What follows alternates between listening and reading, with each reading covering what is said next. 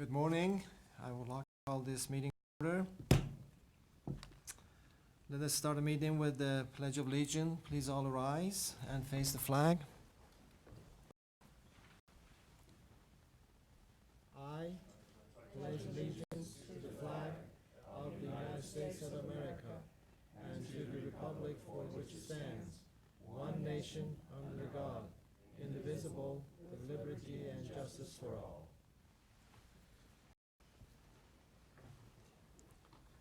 Thank you, everyone. Welcome, everyone, to this beautiful Snowbird resort. I hope that you were here yesterday to see some of the beautiful scenery. I hope you enjoyed getting up there to the top of the mountain. And now I know how the eagle feels because we were there. Thank you for the Region 2 and Jake and your crew and all the opportunities we had to see how much you do with the community, how much you do provide service and sacrifice, of course, to provide the service for the people in this part of the community. Let us start the meeting with the introduction. Let's start from my right. Megan, please. Megan Holbrook, Region 2, Salt Lake Summit and Tooele, and it's been a wonderful 12 years. I'm Danny McConkey, and I'm a Commissioner at Large representing the whole state. And this is my last meeting, and I want to thank all you UDOT people. You've sure been good to me. Thanks. Donna Law, I'm Commissioner at Large. My home is in Cedar City. And my name is Nagi Zanati from St. George, Utah. I would like to excuse Commissioner Lou Kramer, Jim Evans, and also Wayne Barlow. They had family commitments and business commitments, so they're excused for today.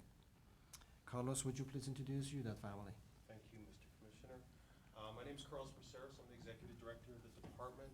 And Danny, you know how this works. And UDOT guys, we're going to go down the roads, go back and forth, introduce yourselves and your position. Danny Page, I'm the Director of Asset Management, Maintenance and Facilities.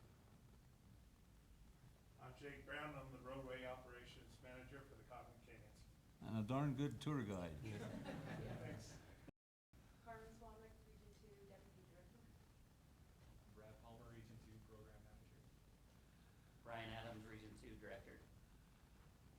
Ben Hewitt, Program Development Director. Chris Peterson, Project Development Director. Bob Helly, I'm STIP Coordinator. Ivan Arnold, Financial Programming. Brett Farnsworth, Region 2 Planning. Eric Radman, Region 3 Planning. Rick Torgerson, Region 4 Director. Lisa Wilson, Region 1 Director. Nathan Lee, Technology and Innovation.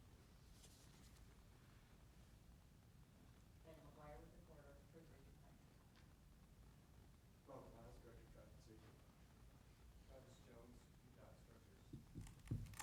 Charles Stormont with Right of Way. Diana Blackman with the Nicole Wesson with the And we have Heather. And Erica. Oh. I'm Heather Barkle, Commission Assistant. And we have Zach and Grant. Graham Potter, UDOT Communications. Zach Whitney, UDOT Communications. There's some up for us. So we got everyone?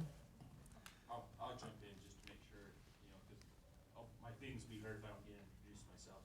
Jason Davis, UDOT Deputy Director over Engineering and Operations. And I would like to also recognize and welcome Bridget Mendel from our partner from the FHWA. So now we would like to hear from Brad Palmer, local area representation for Region 2. Is that right? Do Jake first. Do it Jake first. Come on down, Jake. Update on the mud. All right, it's good to be with you again today. We talked about avalanches yesterday. We're going to talk about mudslides today that came down. On 8/9/19, about 7:15, a severe thunderstorm appeared over the Cottonwood Canyons. And at 8:15, UPD called us, and we arrived to this. We had massive landslides, boulders in the canyon covering the roadway. We had 35 people trapped up canyon, and the road was impassable. So the canyon was closed. This was the first picture when we arrived on scene. You look at the officer here. The officer is standing on about 12 feet of debris that had come out through there. And basically the channel had kind of redirected itself, so all the water that was supposed to go in the river, it was now going down the road.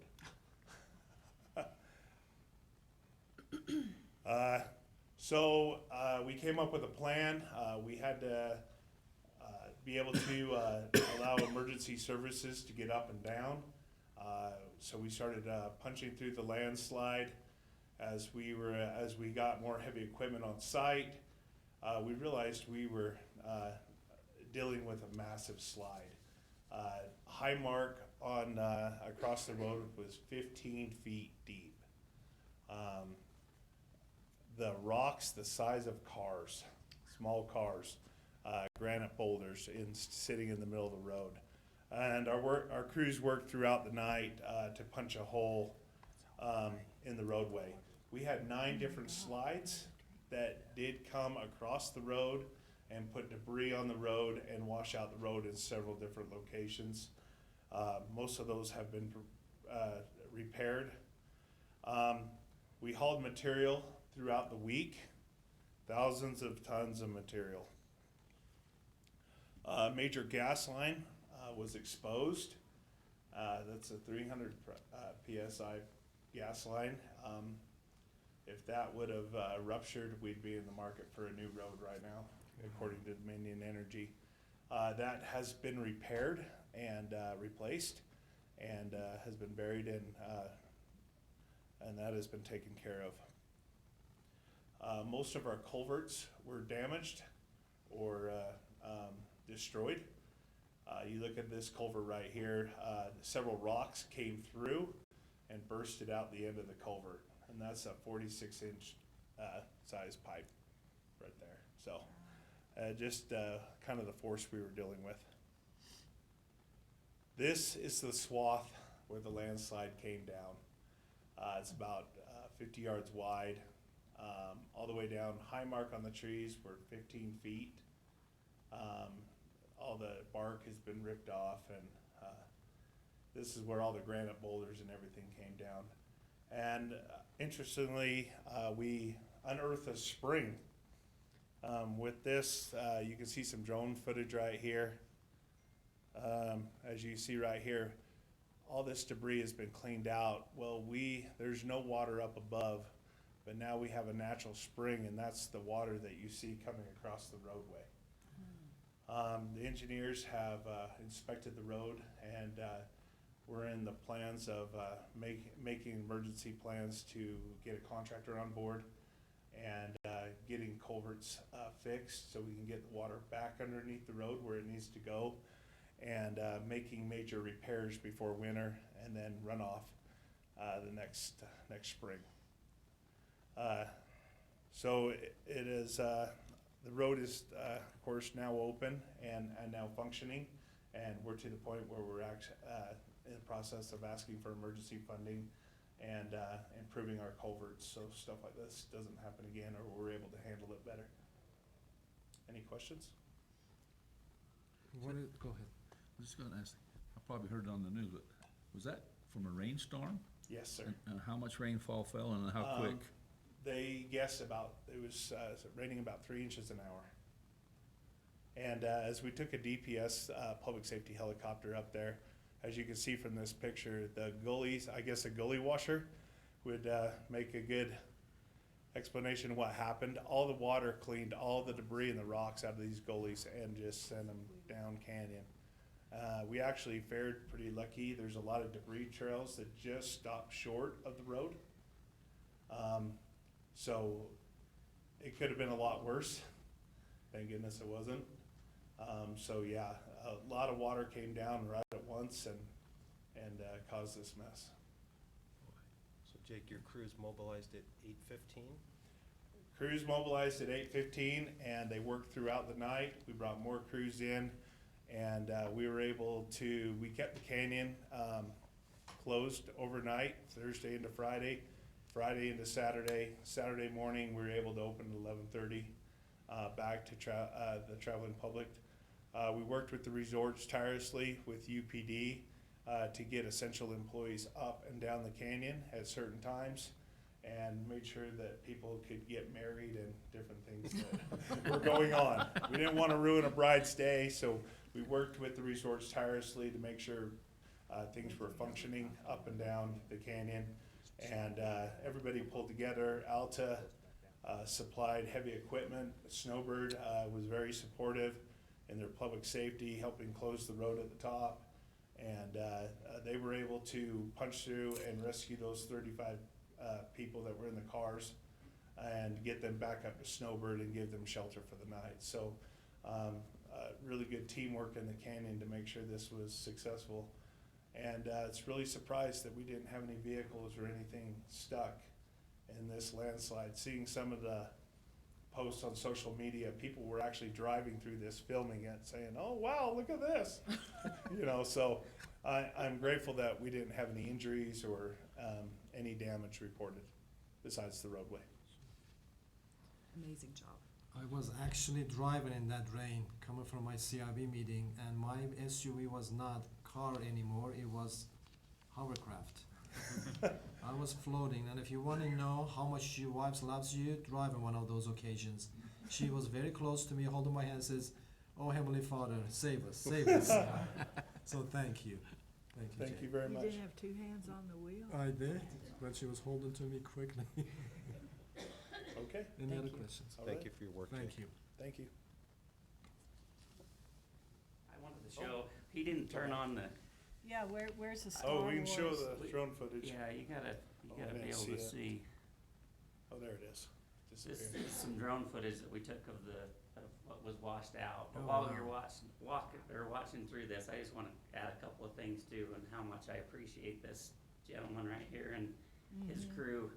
They, pulled off a miracle. When they started sending me these photos and telling me how bad it was, we were like, how are we ever gonna get this open? We had the tour of Utah that following Monday. We had, all these vents up the canyon, and you're like, how are we gonna cancel this? And I'm like, I know, we're gonna get it opened up. And these guys worked all weekend long. I came up Friday morning and just to see what was going on. And these guys have got all the equipment out, hauling material out of the canyon. And canyon's closed. We've got a little sliver that they just punched through. And I look up and our paint truck is driving through the work area. I'm like, why is Cooper up here with the paint truck? He was on his way up because he had to paint the tour route above. So we were making sure that everything still was in play. We got the paint truck up. We got the people out of the canyon. So incredible work, and we sure appreciate all that Jake and his crew did for us. So That's thank you, Jake. remarkable. Thank you. It Some is. superhero capes. How many drones do we have? Oh, One, No idea. 40. really? 40? That's interesting. My goodness. Are This- they all different? They're all different kinds, Yeah. for different situations. So you figured we have 20 plus, because each one of our IMT trucks is outfitted with a drone. Oh, okay, help I with- didn't realize with that. Explain why. Yeah. This So- is the drone from the Sorry, IMT. not getting Oh, it. no, please. Yeah, so this is one of, we've trained our IMT drivers and certified them as pilots, or we're in the process of doing that with all of them. And the idea is that we can go and document very accurately, in fact, more accurately, with a drone, a crash scene, and get all the information needed so that we can clear a crash quicker than having to go out there with standard Survey conventional survey equipment. Oh, okay. Yep, so clear Thank you, I crashes didn't know faster, that. have better documentation of those crash Oh, sites. yeah. And they're pilots, Yeah. drone pilots. You have to be certified and trained and to fly a drone of the type that we do. Okay, thank you. Mr. Chairman? Yes, please. So this process doesn't end. It was important for us to share this with the commission. So we anticipate coming back to the commission. We're going to need to issue a construction contract, get a contractor out there. Therefore, we're gonna need some help from the commission. I don't know if Brian has, or Jake has a number yet. The designers are probably working on that right now. And the other thing we do in parallel is, we start right at the beginning, capturing all the, the hours and equipment and the costs associated with these emergencies. And we will put forward a request to the federal government for emergency relief funds, ER money. Those are, you never know if that's, if you're gonna get it or not, but we're always prepared to try to backfill the money that the commission might help us with if you choose. Do it before we buy green money. Yeah, And Chairman, if I could, we're also working, and Region 2 is working in conjunction with Region 3, because this same event, as our chairman was saying, it was widespread that day, and so we had multiple road closures, so SR6 experienced some substantial impact as well that day. So we're trying to work on both of those events and see if they can be combined with the federal request. And we're also working on a really short timeline, with the weather changing on us. We've got every one of our culverts in the canyon completely plugged, so we've got to get in and pretty much replace all the culverts. You notice the water still running across the road, so we've got to get in as soon as possible and try to get that remedied, so. Yeah, because they start looking at, weather turning here in the middle to third week of September. It's not unusual to start seeing snow in October. Well, you have the commission's support, all of you. Okay, Thank thank you very much, Thank you. appreciate Thank it. you. Wow.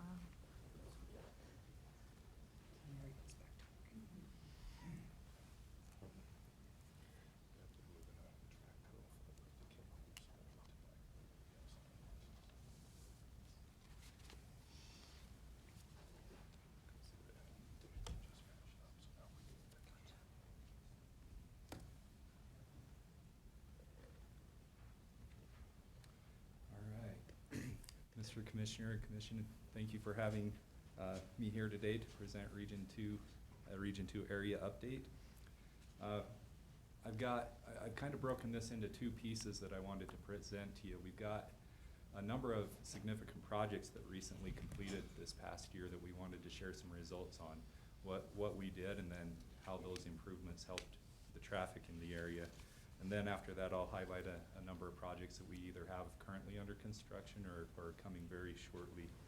So to begin, here's a map of 6 recently completed projects. We've got our I-80 Wildlife Bridge, our I-15 southbound. This is still in construction, but we opened a segment of it last fall that I wanted to show you some results. Then our 4 interchanges on Bangerter Highway. We had 2 projects on Redwood Road from 90th South to Bangerter, a State Street project, and 106 South from Jordan Gateway to Redwood. This first project on I-80, The bridge was on Channel 13 last night. Did you see that? you've probably heard I a know lot of Brian keeps sending news me blips that. about this It's earlier in been the great. year. Yeah. This bridge was part of a larger climbing lane Mountain project lion and then the going cougar and then westbound the from bear. That was uh, nice. That was a big bear. just over the crest of Summit County to Salt Lake County.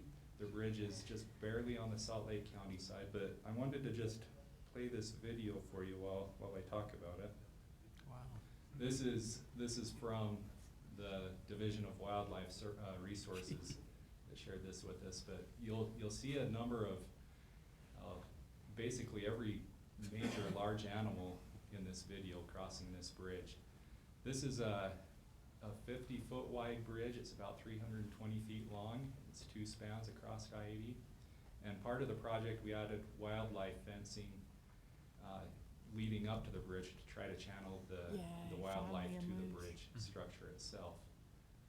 This This was is nice. completed late last yeah. year. And one interesting thing in preparation There's a for this yellow bear, presentation, bear, marmot. I wanted to just see if we've had any results on this yet. And That was typically on a marmot. safety project like this, we want about 3 years worth of data. That's But about in the size first my 9 months of twins. this, the life of this bridge, we haven't had one single animal hit on a mile either side of it. And typically, historically, we've had about 8, with 5 of those causing damage to vehicles. So we feel like this is doing its job. We're excited to see the results moving forward, but it's something that we're really proud of up in Region 2. Oh, The next project we've I'm got just here, gonna look. I-15 southbound, this is from SR 201 Could be to that one hundred and gives me twenty-third south. It's about 13 miles long and a $181 million project. It's still under construction. If you remember, we've had some delays due to agreements with UPRR. But last fall, we were able to get a segment of it opened up where we opened a lane southbound from about 78 south down to 123rd south. And we started taking a look at the impacts that had. This is actually Brian's commute home, and he's always raving how good his commute has been since we opened this. But looking at the average speeds through this in the PM evening commute, we've increased speeds by about 65%. That equates to roughly 15 miles per hour increase from where it was, and it's reduced the travel time in that segment by about 7 minutes. The next segment from 33rd South to 78th is scheduled to open later this year, and we're really excited to see what impact that has. Final construction will end later in 2021. The Bangerter 4 project. 2020. Oh, I'm sorry, 2020. The Bangerter 4 project, we love these grade separated interchanges, and you're probably very familiar with these, but we've been able to get a number of them completed. We started out with 78th South a number of years back, and then we got Redwood Road, 6 West, and then the big push with the Bangerter 4 just opened up this past fall. And those were at 54 South, 70th South, 90th South, and 114th South. And looking at the travel times from I-80 all the way down to I-15, so basically the whole corridor of Bangerter, we've been able to save 8 minutes of travel time through that whole corridor. We anticipate when we have full build out, we'll be able to travel that whole length in about 22 minutes. So we feel like we're well on track to meet that. Our next number of interchanges, the Bangerter 3 project, we're going to be going out with the RFP in about 2 or 3 weeks here. We just got approval this past week to put that out, and we'll be adding those interchanges at 6200 South, 104 South, and sorry, my mind is slipping me now. 126, that's right. So we're excited to see what happens with those next 3, but we're already seeing significant improvements at this point. And that 8 minutes of savings accounts for all the delays that we currently see at like 62nd South. Well, and Brad, probably also some good improvements on the east-west corridors as well. Yeah, thank you. If you look at that graph off to the left there, that's the cross street at 5400 South. And if you look at that PM peak, the black line from April of 2016, we've been able to bring that back down to normal out of peak travel times. So yeah, we've seen great improvements on the cross streets as well. Here's just a few pictures of these 4 interchanges. If you look at the top picture, that's prior to construction, and then the bottom pictures are post-construction with the interchanges in place. So 54th and 70th. And then we've got 90th South and 114th. And if you notice, 114th was the first one where we took Bangerter Highway underneath the cross street. And we'll be doing that again with 104th South and 126th South on the Bangerter 3 projects.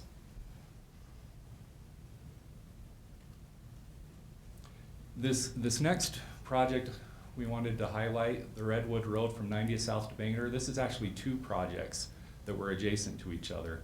The first one from 90th South to 126th South, we didn't do any widening or any improvements that way. All we did was come in and remove the shoulder and the bike lanes and restripe this road.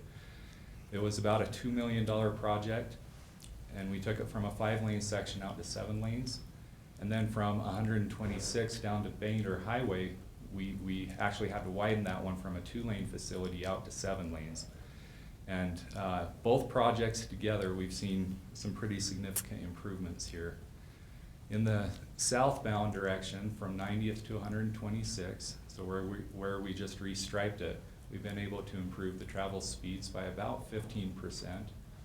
And in the section that we widened from 126 to Bangerter, we're seeing good increases there of around 26, 27%. Not only in the PM peak, but if you see at the noon hour, we also got some improvements and also throughout the entire day. So we feel really good about what happened on these projects. The theme today will be more of just widening from 5 lanes to 7 lanes on our roads. And the next project, we did the same thing, State Street. This one is a significant area on State. This is where we have Shields, Costco, we've got the Auto Mall, and at the very north end of the project, we have the Southtown Mall. So quite a bit of traffic comes to this area. It brings a lot of people. We've experienced quite a bit of congestion historically, to where it'll even spill back onto 114th South and even get near the I-15 ramps at times. So this was a big one for us to hit. When we got done with the project, we saw our average speeds in the southbound direction increase by about 22%, and in the northbound direction by about 13%. So again, we've seen significant improvements through this section, and that's even after we added a signal in this corridor, which slows traffic down even more. And our final project we wanted to present some results on, this is 106 South from the Jordan Gateway to Redwood Road. So this is just before you get to I-15 out to Redwood Road. We originally had a 5-lane section here. It had a center median that was landscaped. And with the congestion here, we decided we needed to remove that and just do some sliver widenings on either side of the roadway. So we took it from 5 lanes to 7 again. And this one, we had some pretty significant improvements. In the PM peak going eastbound and westbound, we were able to get about a 34% improvement in the speeds. And then in the eastbound direction, you can see at that noon hour, we also had some significant improvements. So we feel really good about the investments we've made in Region 2 recently. We feel like we've gotten some pretty good returns on our projects, and just wanted to thank the commission for supporting us in these projects. These have been really, really great for the region. Switching gears a little now. We weren't able to go on a region tour this year because we're up here learning about the Avalanche crew, but we wanted to highlight a number of the projects that we've got either going in full speed right now or what's coming really soon. So 5 of these projects: the I-15 northbound, Mountain View Corridor, Mid-Valley Highway, 5600 West, and the Porter Rockwell Bridge. Our I-15 northbound project was awarded earlier this year to Ames Construction, and this is a design build project. So the department puts out our base design, and we give the contractors an opportunity to improve upon that design and propose back a cost associated with their design. Ames Construction, we felt like we got a number of really good benefit out of their proposal, and I just wanted to highlight a few of those here. If you look at the bottom picture there, you can kind of see the design. That's a CD road. And what that means is a roadway that it's off of mainline I-15. It collects traffic coming off the cross streets, so our ramps tie into this roadway, and then we're able to keep that friction from mainline separated so that we not only improve the mainline flow, but we also get a better flow with traffic coming on and off of the system. We originally had that 90th South Bridge as a 4-span structure. It was quite long. Ames Construction was able to figure out how to do it in a 1-span structure, and that top picture there, 238 feet, is a picture of what they proposed. So we were really pleased with that. It reduced that structure length, it reduced the cost of the bridge, and future maintenance on the bridge. It also, another item they had in their proposal was we've got a number of noise walls along this section to separate residents and businesses from the freeway. And Ames Construction had proposed to build the new noise wall behind the existing one and leave the existing one in place. So the residents and the businesses will never have that noise penetrate into their facilities. We thought that was a huge benefit for the public. They also committed to not doing any significant work on mainline I-15 in the first year. This is a 2-year construction. And so construction's going full speed ahead right now, but you don't see much happening. They're down below mainline working on the side streets, working on ramps, moving utilities. And then next year we'll see them up on mainline I-15. So we'll really only have impacts on year 2. But the last commitment they gave to us was that they would maintain all of the lanes on I-15 throughout the duration of that year 2. So even during the I-15 mainline construction, we should still have pretty good flow through the construction zone because they'll maintain every single lane that's out there today, and they'll be working behind barrier. So we're really pleased with that proposal. We think we're going to have some good construction activities going on with very minimal impact to the public. Mountain View Corridor, this has always been a great project for Region 2. We're in the 6th segment of this. And one thing we're really excited about this segment is we finally get a connection to a major facility. Before we were always tying into an arterial road at 54th or 41st. Now we're going to hit 201. This is going to be huge for this corridor. We think that we're going to get a lot more volume added to Mountain View Corridor, which will pull volume from other facilities. We'll also be able to add capacity, not only through Mountain View Corridor, but the other corridors such as Bangerter Highway should see some relief a little bit. A few interesting facts about this segment of Mountain View Corridor. It's from 41st South up to 201, so it's about 3 miles, but we've got 19 bridges in this section. 13 of those are for the roadway and another 6 for pedestrian facilities. So like previous segments of Mountain View, we're going to extend the trails, the biking and walking trails, all the way up past 201. They'll actually tie into our 56 West project that I'll talk about in a minute here. And then a couple other interesting facts about this. We've got a lot of earthwork going on in this project, 2.4 million cubic yards. And just to give some perspective, that's enough to fill both the U of U and the BYU football stadiums. So some really major activities going on here. If you look down at that picture on the bottom right, you can see this is what they're working on now. They're doing all the earthwork and building retaining walls. We expect this project to be completed in the spring of 2021. Mid-Valley Highway, I think the commission has heard this one a few times also. This is a very important project to the Tooele County area. They currently have one interchange at Lake Point that gets congested quite frequently. The Mid-Valley Highway will provide a second access into the valley, or rather a second near access. We've got one further to the west that's not utilized as much.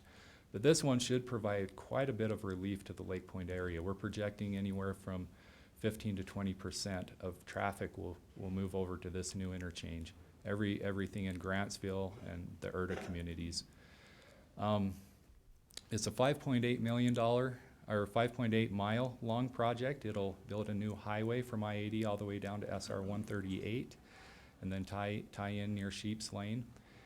And if you look at that bottom circle in the picture, that's where Sheep's Lane is located. We own SR 138 that goes back towards Stansberry Park. Part of this project will give that back to the county. The county will take that portion of 138, and Mid-Valley Highway will be the state facility moving forward. The commission heard that from the county commissions.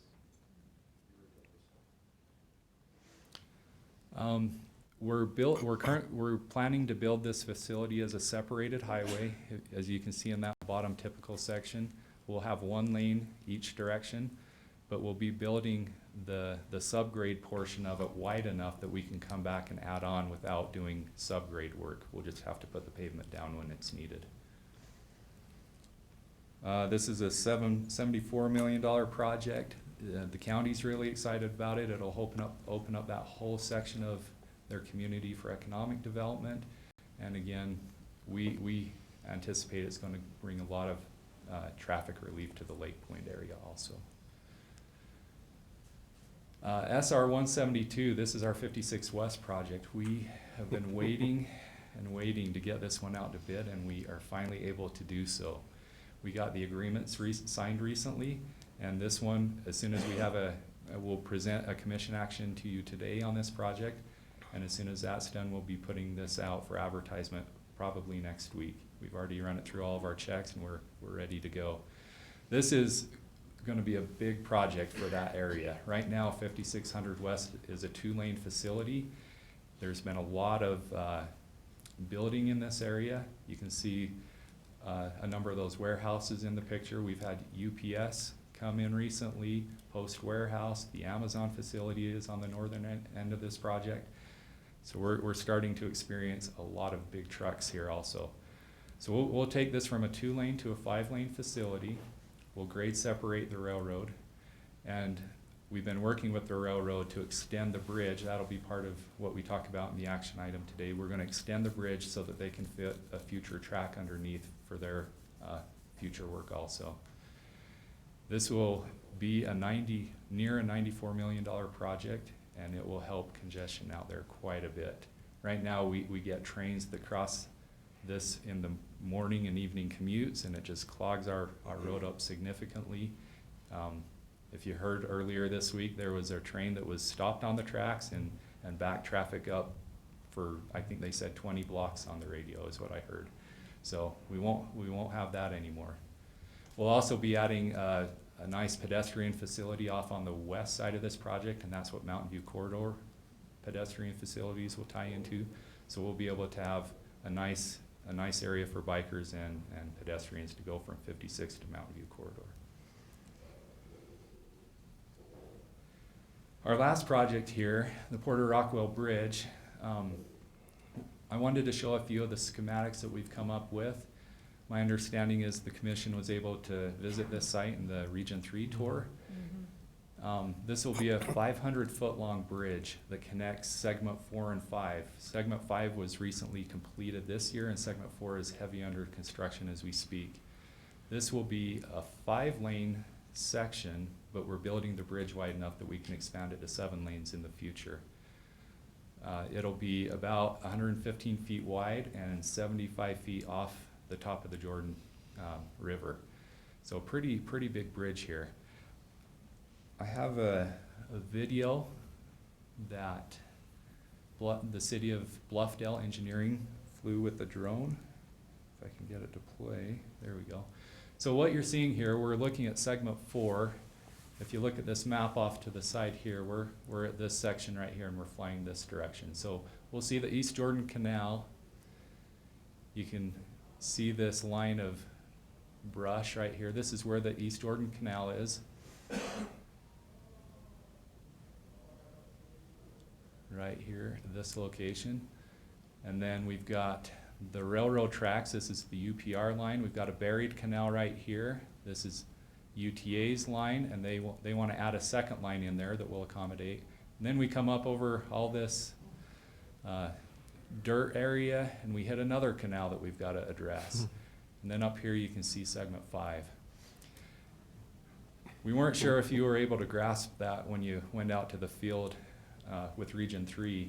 And so we just wanted to show this video to give you a little perspective on the terrain that we'll be dealing with putting this bridge in. We've got a number of third-party utilities and canals that we're dealing with. It's going to be a very challenging project. Of course, we have UPRR that we'll be dealing with agreements on again. But again, this will be a huge benefit to the area. It'll make that final connection from Redwood Road all the way up to I-15 at SR 140. So we're excited about that. And the last slide here, I just wanted to point out how much work we're doing in Region 2. This is a map of all the projects we've got currently underway. The pink is what are UDOT projects, and the green are our local government projects. And this isn't comprehensive. These are just major projects we have going, But you can see we're on a lot of our state facilities at this point for an estimated $1 billion in construction at this time. So I'd like to thank the commission for all your support, for helping us do all this work and helping us to keep Utah moving in Region 2. Are we gonna do again with the BYU Utah game, coordinate with Region 3 about roads and lights and things? No, cause that's good, there's gonna be a bit of traffic going there. It's a lot of nodding heads. I mean, does the commission wanna, we can, Eric, Grant, you guys Can you could maybe just give a give little a summary brief of what thing do you that guys we do? do? Come on up. Cause I know people are gonna complain about being stuck in traffic going the game. They'll I only thought I heard you complain say if you're gonna Utah fill up doesn't that win. stadium with dirt. It's been Where they gonna Introduce play? yourself. Eric Rasband, Region 3 Planning. I spent 16 years over the Traffic Management Division and through the I-15 core reconstruction.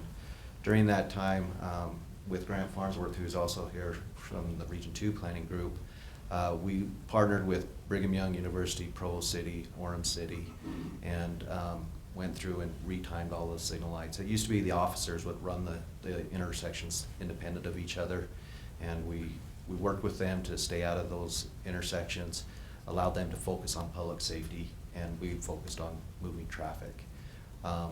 Those initial games, it was actually the first thing we did was the Stadium of Fire, and we were able to reduce the exit time by an hour and a half. So it used to be a 2.5 hour exit time out of the stadium. It was reduced to an hour. Running that event, I thought we got kicked in the jaw. And when we went to the post after action review, the officers from Brigham Young were very complimentary and were, please come back. This has been great. It's expanded.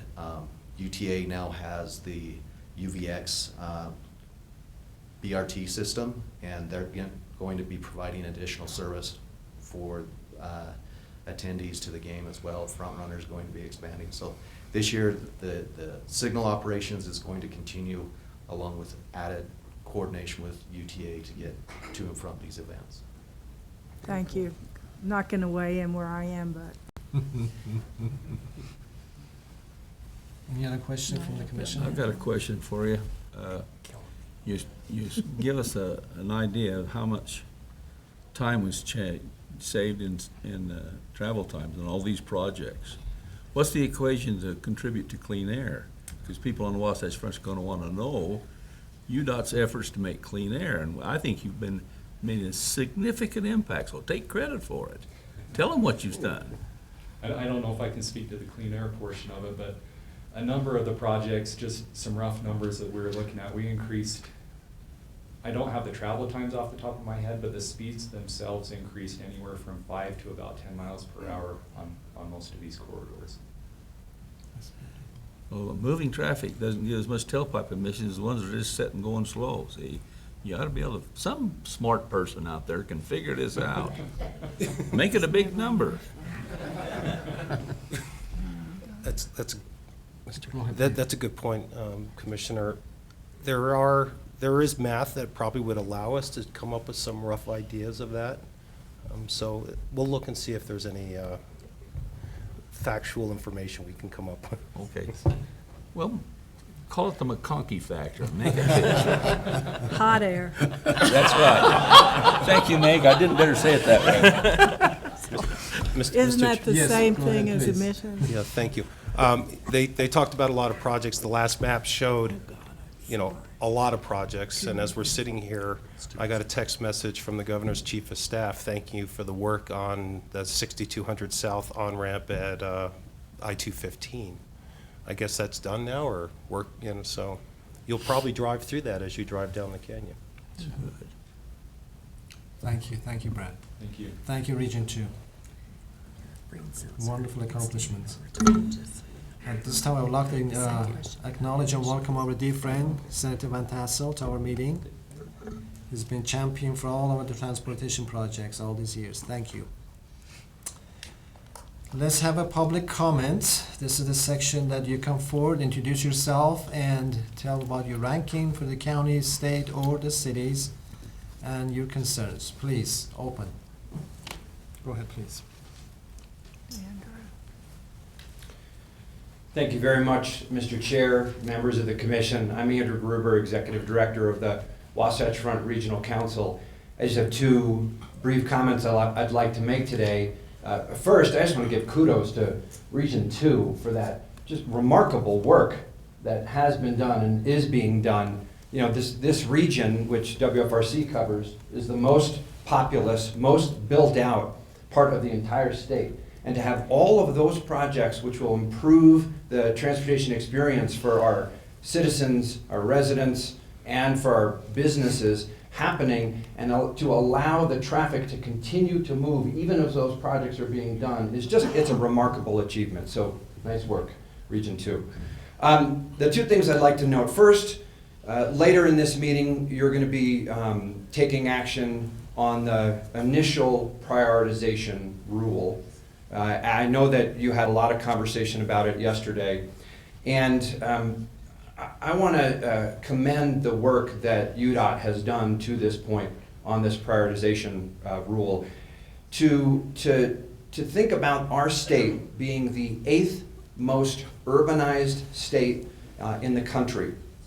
The fact that UDOT, under the direction of the legislature, is now taking a really comprehensive look at the way we prioritize the hundreds of millions of dollars of investment of taxpayer dollars, and thinking about accessibility, connectivity, land use, economic development, enhancing the tie to the long-range transportation plans, in addition to thinking not just about roadway, but transit and active transportation, first, last mile, all of these things together, I think are really going to have a significant impact on the quality of life around the state. In short, it's a big deal. And one of the things that Carlos and I like to talk about or have a shared appreciation for is the importance of process. And the process that the UDOT team has followed has been highly collaborative. The metropolitan planning organizations and local governments have had a seat at that table, literally and figuratively, working with the technical teams, and we just really appreciate that and look forward to continuing to work with UDOT and with the commission as you move forward to finalize that rule and the models. So thank you for that. The other thing I'd like to do is, on behalf of the Wasatch Front Regional Council and all of our members, is to express thanks and appreciation and respect for Commissioners Holbrook and McConkey.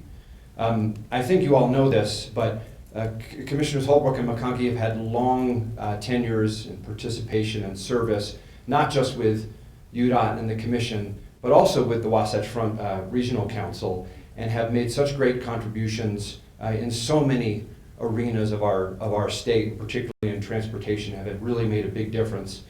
And just on a personal level, I came here in 2010 to move here to UDOT, to Utah in 2010, not UDOT.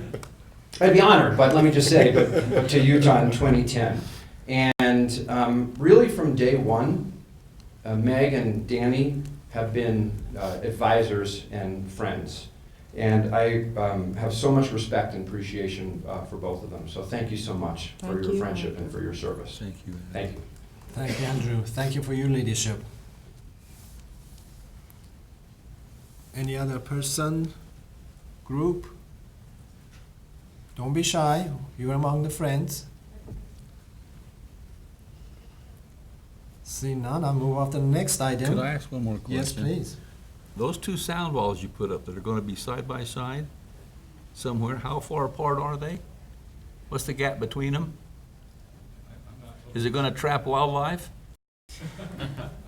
Is it gonna trap somebody's kid? Well, so one of the benefits. Microphone, please. Yeah, so one of the benefits, one of the struggles that we have during construction in those type of areas is the businesses and the homes are used to that noise protection and that view shed, that blocking the road. And then the projects come in and they tear them down and they have to be without those for 2 years. So they can see all the construction activity from their backyards, and so the way that they were able to do this time, we have to widen, to accommodate that extra lane. So what they're gonna be able to do is they're gonna go in and they're gonna construct the new walls. I'm assuming there's probably gonna be at least 12 plus feet in between the old wall and the new wall. And, so they'll put the new walls in place before they tear the old ones down. And there will be plenty of space on both ends for I access. thought you were gonna put a lid over it and it'd be a place for the homeless to live. You know, No comment. kidneys. Okay, the next item is number 4 is of a friend, Brigitte Mandel from the FHWA. Come forward, she always gives us good news and glad tidings. Good morning, Commissioners, and thank you for having me. Before I get into my prepared notes, I did want to acknowledge the emergency work that has been done. The division does stand ready to assist any way we can. Last Friday, we did send up 2 engineers. They've been working extensively with Brian. We're here to help wherever we can. Thank you. Thank you. Thanks. Good news, as usual, Utah leads the pack. The Transportation Asset Management Plan was determined to be compliant with the minimum requirements set forth in 23 CFR 515 on August 6th. That wasn't due till the end of the month. We're currently one of 9 states that have that approval. So once again, Utah leads the pack. Another thing that's come up is exemption for hybrid vehicles in HOV lanes.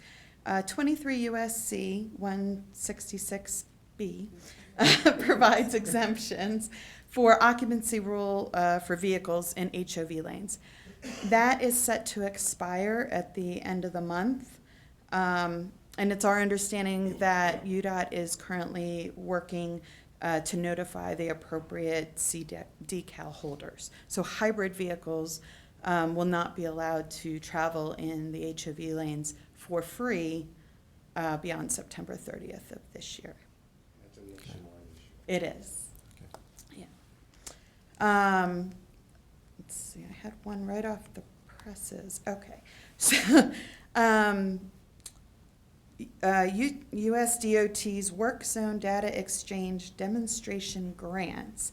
This is a pre-solicitation that is coming out. There's going to be a webinar Thursday, August 22nd for those that are interested in that grant program. And that'll be ahead of the notice of funding opportunity for that grant. So that was just out this morning. Others, FTA awarded a $3 million low-no grant to the city of St. George for SunTran to purchase buses and chargers on the St. George to Springdale route, including overnight chargers and en-route chargers at each terminus. This will help fund transit between St. George and Zion National Park. That's a great catch. A notice of funding opportunity for the FY19 and FY 2020 Surface Transportation System Funding Alternatives Program was published on grants.gov on August 8th. This round funds are available for the remaining 2 years. So they're coming out with one call, but there are 2 opportunities to apply. The application deadlines will be October 15th and April 3rd of 2020, October 15th of 2019. The program provides grants to states to demonstrate user-based alternative revenue mechanisms that utilize a user fee structure to maintain the long-term solvency of the Federal Highway Trust Fund. $20 million will be available for each round for a total of $40 million. UDOT was a recipient of this grant previously, so there's a couple more opportunities. The federal share is limited to 50%. And the big one, the last one, is August redistribution is anticipated for around August 30th. The agency has indicated that we are expecting another large August redistribution probably on par with what we got last year, which I believe was a little over $40 million. So, any questions at all? Thank you for that. Thank great you. report. Thank you, Bridget. Thank you. You're welcome to come back anytime. Mr. Chairman? Yes. As usual, as the grants become available and the detail and the criteria, our folks in Ben's shop will review those, come back to the commission with what we think are good candidates that will compete well, and we'll put our best foot forward on those. So the commission will be hearing more about this as we move forward.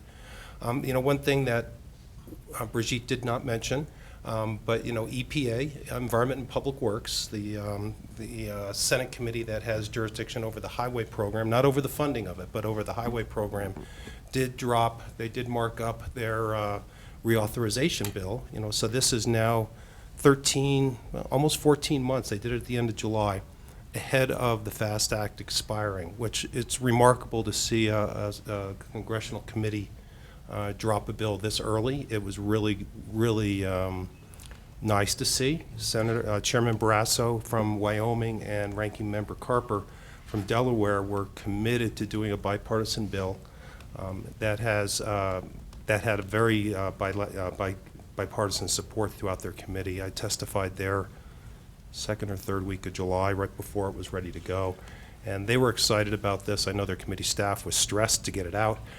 But it really, one of the fundamental things that all the states have been asking for is to continue the highway program, but continue it through a formula-based fund. I'd say about 90%, in a rough reading, about 90% of what the EPW bill has proposed does continue that formula-based distribution to the states. So it's a really, we think, a really good framework to move forward. Now we just need the House Transportation Infrastructure, T&I, to engage, and then at the Senate side, there's two other committees. Commerce needs to, they carry the transit portion, and Finance needs to come up with the money piece. And but now the first step is gone, and I'm quite encouraged that we're going to start to actually see serious discussion on reauthorization. Thank you.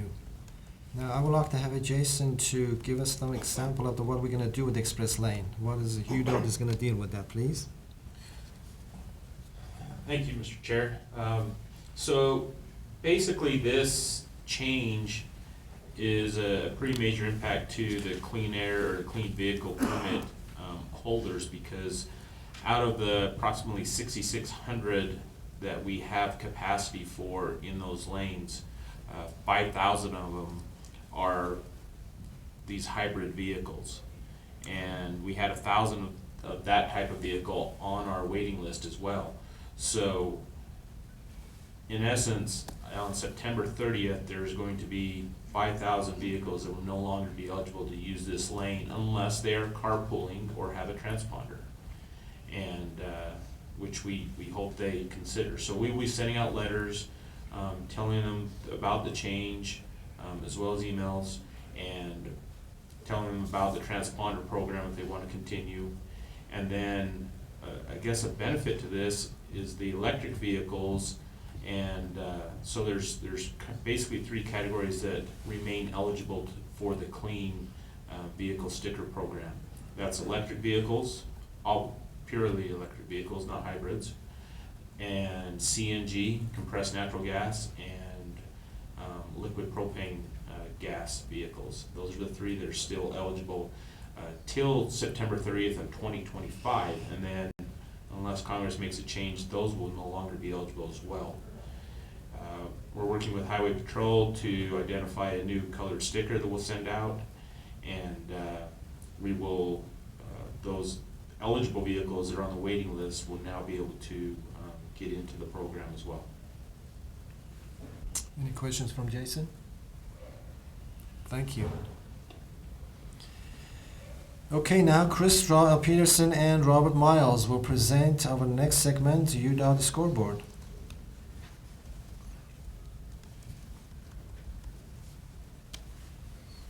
Thank you, Mr. Chair, members of the Commission. Appreciate the chance to give you a brief update on our project delivery status. As you can see, right now we have about 6 projects that are past due, with only 17 to advertise in the next 60 days. I will give you a little bit more of an update on on how that is and why that is here in a minute. Total projects that the commission has authorized is over 700 now. That yesterday was 701. So this is a moving target, as always, as we work with the regions and some of the, you may wonder why that changes without you taking an action here. You've authorized many programs, and out of those programs comes individual projects. And so as we begin a project that you've authorized as part of a program and we make it an individual project, that will show up here as an individual number. So this is always changing. For example, you'd fund, I think, the traffic signal program at 9 million or so. As an individual signal meets warrants, then that becomes a project. Yes, same with regions and the contingency projects that they use with their contingency dollars. If they have a project that will, that they authorize, that will become one of those projects. You can see over the past month that the list of projects that we've advertised is much smaller. That is because this time of year we do not advertise very many projects. It's not the ideal time to advertise. Contractors are busy. The remaining time of the year, like Jake and Brian were talking about earlier, is very short to get a project completed, and so we do our best to not have too many projects that we put out this time of year. Sometimes it's a project for next year, and if it's going to span a year, that's okay, because that works for contractors and their ability to book up the work for next year. So we're really careful. Sometimes we have no choice though, and so we have to advertise a project. We had a project in Region 4 this past week, or within the last 2 weeks. We didn't get any bidders, which is very indicative of the time of year that we are. So they'll repackage that. They were hoping they might get something that would work to do it this year. They didn't, so they'll put it out for next year, and we'll get a much more favorable bid, we're confident.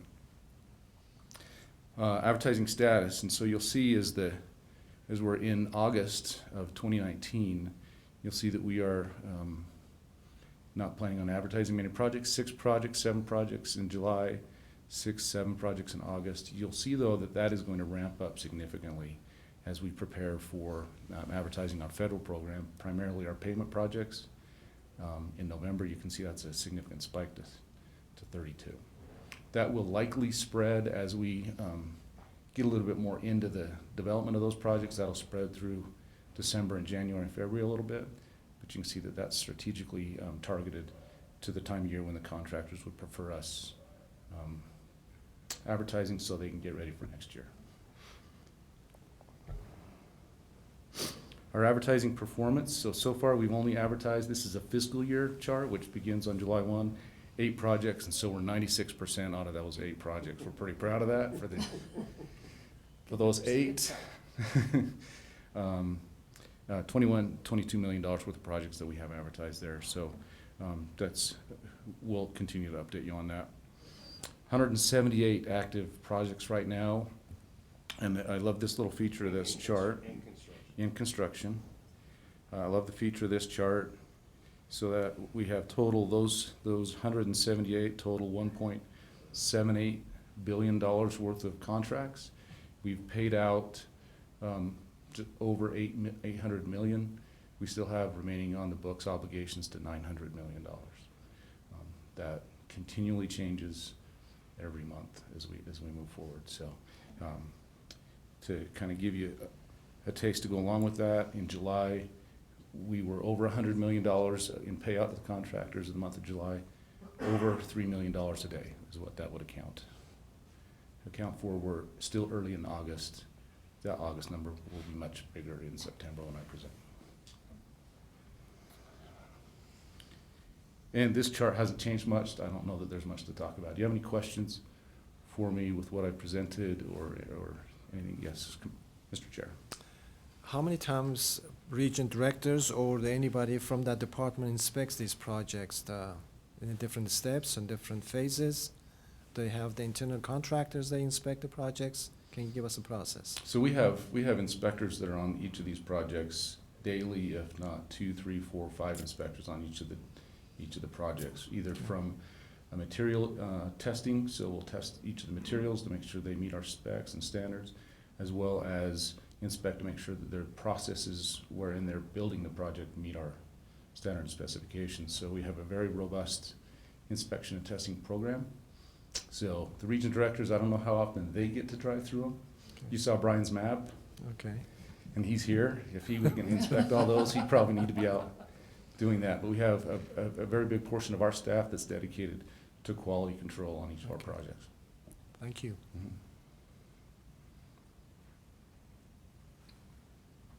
Any other questions from Chris? Yes, Well, I do have just a Commissioner. question about the estimates. I know there was a disparity once upon a time, and the estimates between us and the contractors seem to be leveling out.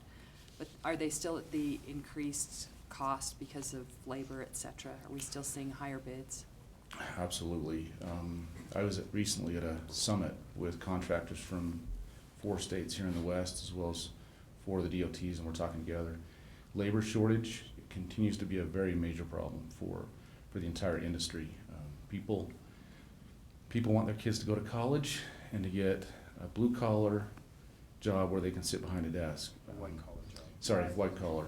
These are blue-collar jobs. They're very well-paying, but some of the work that we do requires them to work at night. It's not necessarily one that someone aspires that their son or daughter works towards. And in this time, children are very much driven by what their parents want them to do. If you look at the generations and that, and so parents tend to steer their children away. We have outreach efforts with community colleges, with technical colleges, to try and draw and let people and youth, if you want to call that, know and understand how technical our work is. If you look at the drones, the 3D modeling, the 3D design and construction that we're doing, our business is becoming much more technical every day, and so we're trying to lure those youth into our profession. It's certainly needed, very well paying, safe, and so that's just one factor into the cost. Though the wages are significantly higher than what they used to be, and they continue to do that as they try to lure employees from other contractors too. It's kind of a cutthroat business right now. They hire from each other, and so you have employees that are just looking to see who will pay them the most. We see that in the engineering side of the field as well. Thank you. Yeah. Okay, thank you. Thank you, Chris. Okay, Robert?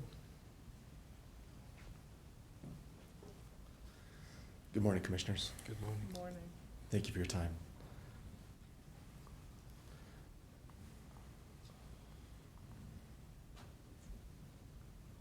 Oh, I'm sorry, I've grabbed the wrong one.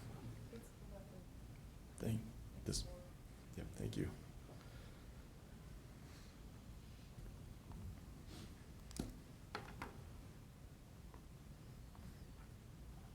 Okay.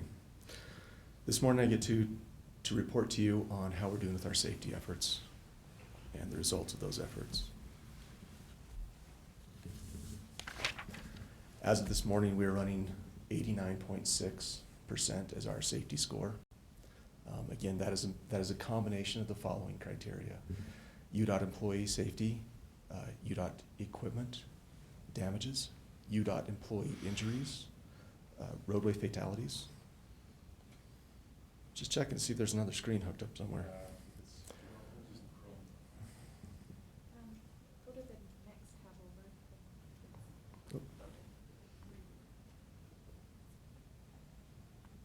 Heather to the rescue. Yes. Yes, Heather.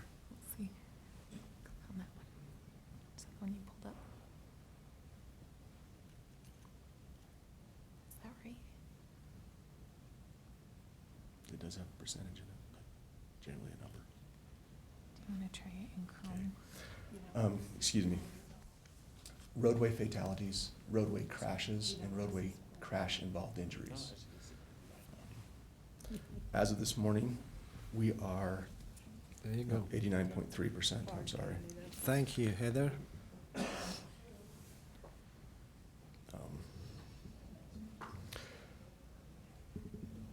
As of this morning, we have 136 fatalities that have been recorded year to date. I know this graph says 139. Our data systems are just a little slow in catching up some QC work that has been done between our office and the Highway Safety Office. So we're at 136 this morning. That is the number you saw on the VMS boards if you traveled on the interstates this morning. and that's our actual number. So that number is 20 behind where we were at this point last year.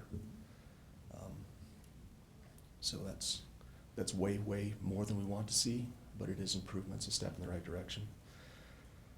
As far as serious injuries, we're running at 409, and our reduction goal is 445. So again, we're making all the points possible. All the points in our metric are being earned on that section. Our UDOT employee injuries, we're running a rate of 2.76 through the end of July, and our goal, or excuse me, of 2.06, our goal is 2.76.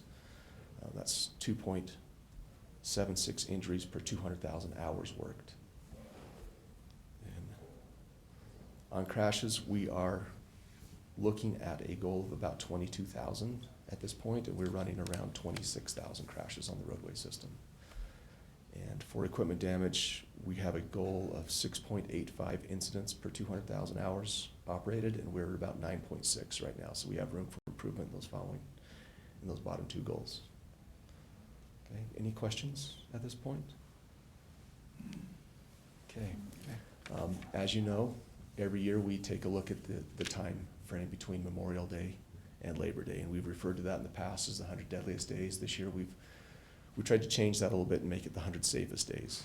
And just because we changed the name of it, we've had great success. In all honesty, and I'm happy to report that at this point we're running, we've had 48 fatalities. Not happy to report that. This is a tricky thing to be a little bit positive about. We've had 48 fatalities on our roadways this summer since Labor Day. That's 22 fewer than we had last year. So I'm happy to report that we've had a decrease. We have a lot of work left to do. There's a lot to be done. We have good people working on it. And I want to thank you for your support. I'd like to thank the entire department for everything they do. I was thinking about what we attribute that to, and I can't find one single thing other than effort. It's what everybody does. It's the roads, it's the projects that are being designed and produced, it's the ideas that are being implemented in the field, and it's the support that we get from you guys in being a little bit creative in how we try to influence the safety behavior of our traveling public. So. Thank you. Thank you for saving lives. No, thank you for your time. Thank you. Mr. Chair? Yes. So I was traveling through Wyoming last weekend, and similar to us, they've been taken to using their BMS boards to relay safety information to those traveling their roadways. And it was pretty shocking to me knowing what our numbers and what we're seeing, and seeing on their board that they had over 100 fatalities for the year already, and they were up 58% from the previous year. And that was me and my teenage son and I had a little chat about that and how serious that was. So I can only imagine. I mean, I feel bad that that's happening in Wyoming, but I definitely want to give credit to Robert and his team of what they've been doing to try to influence and keep our numbers low. Appreciate that, Jason, but it's really everybody. It's making the difference. So. Wow. Thank you. Thank you for your time. Thank you, Robert. Were they funny? Items number 6 on the agenda is the grants update, and I think Ben is going to do the reports on that one. Wow. Good morning, Commissioners. Thank you. Good morning. I will be giving a brief grant update. Let me see if I can find it here. It's in Internet Explorer. Perfect. It's the first tab. So I have a few items to cover that we didn't cover at the last meeting, some new items. Figure out how to scroll down just a hair.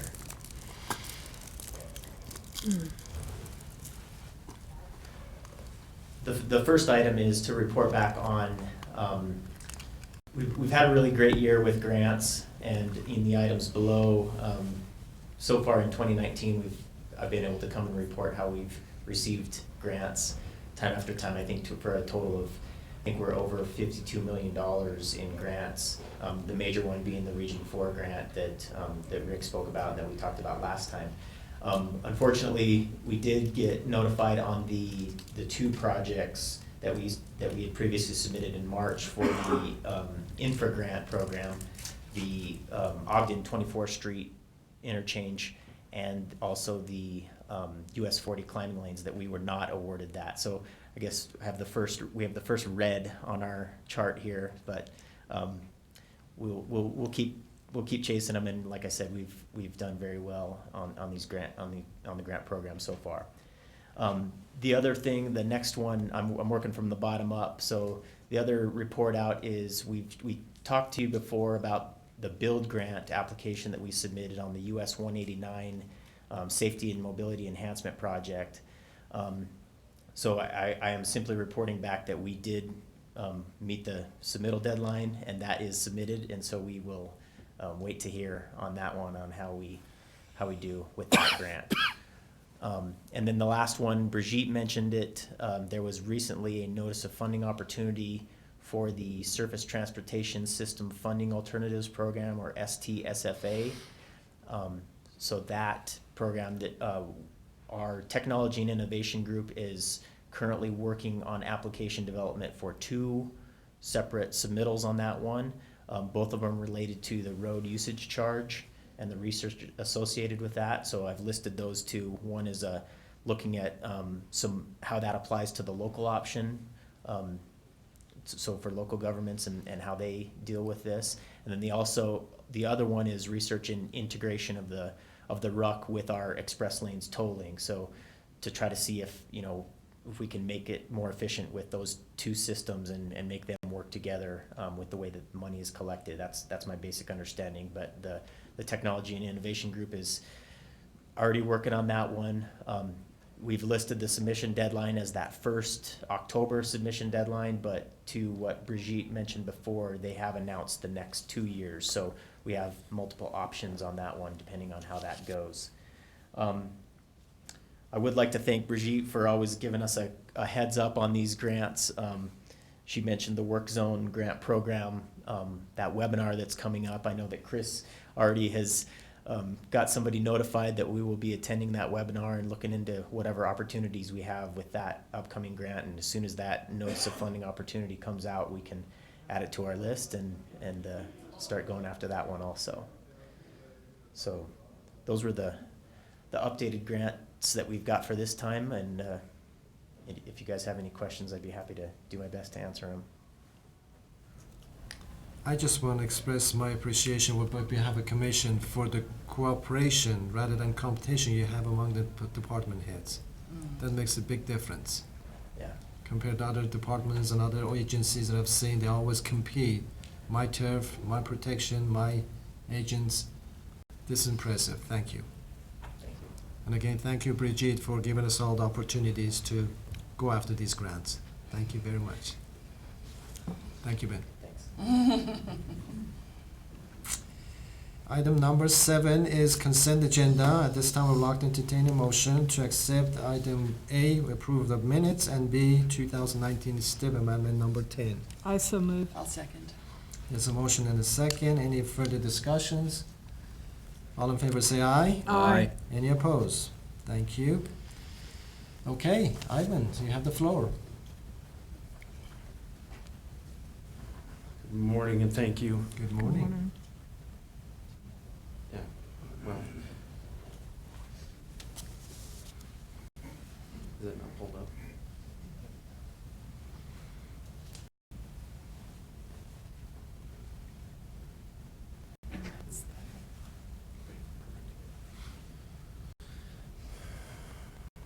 All right, this morning our first item Item A1, excuse me, is a Devil's Slide Bridge near Croydon.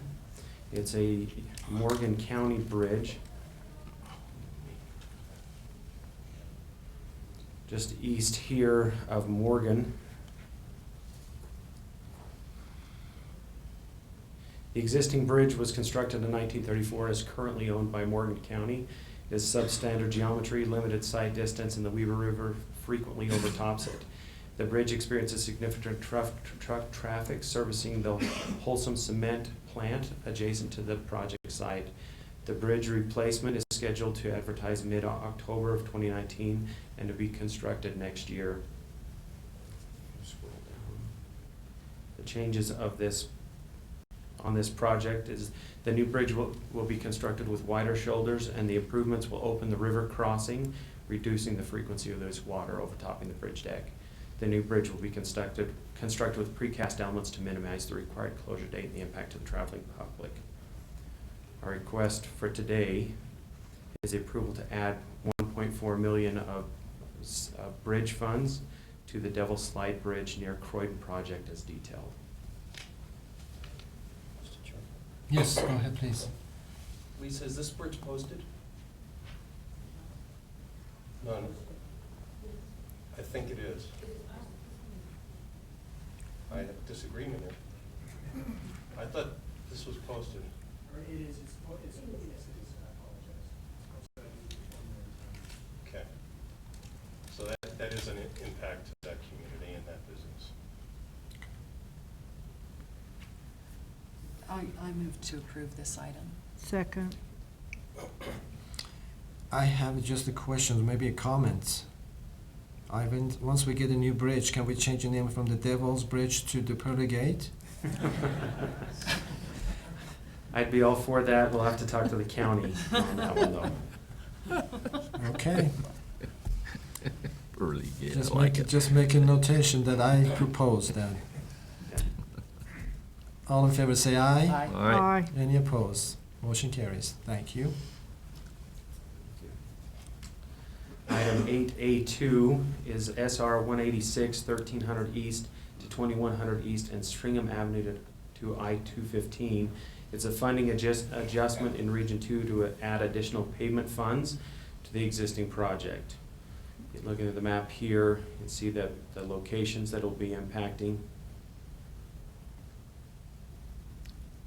And our discussion and justification: due to poor pavement conditions, it is recommended that the project incorporate these interchange ramps into the existing scope or the existing project, rather than coming back at a future time to rehabilitate those interchange ramps. The existing project is scoped to remove and replace 1.5 inches of pavement on these sections. Our request is approval to add $950,000 to the SR 186, 1300 East to 2100 East and Stringham Avenue to I-215 project as detailed. I so move. I'll second. There's a motion and a second on item number 2. Any further discussions, questions? When will this be finished, Brian? That question? Yeah, it's the project's the 2020 project, so. Yeah, so it'll take all of 2020. I go through that area, it's just interesting. Okay, just checking, thank you. All in favor say aye. Aye. Aye. Any opposed? Motion carries. Thank you. Thank you. Item 8A3 is the Hoytsville structure replacement. So adding local government funds, $440,000.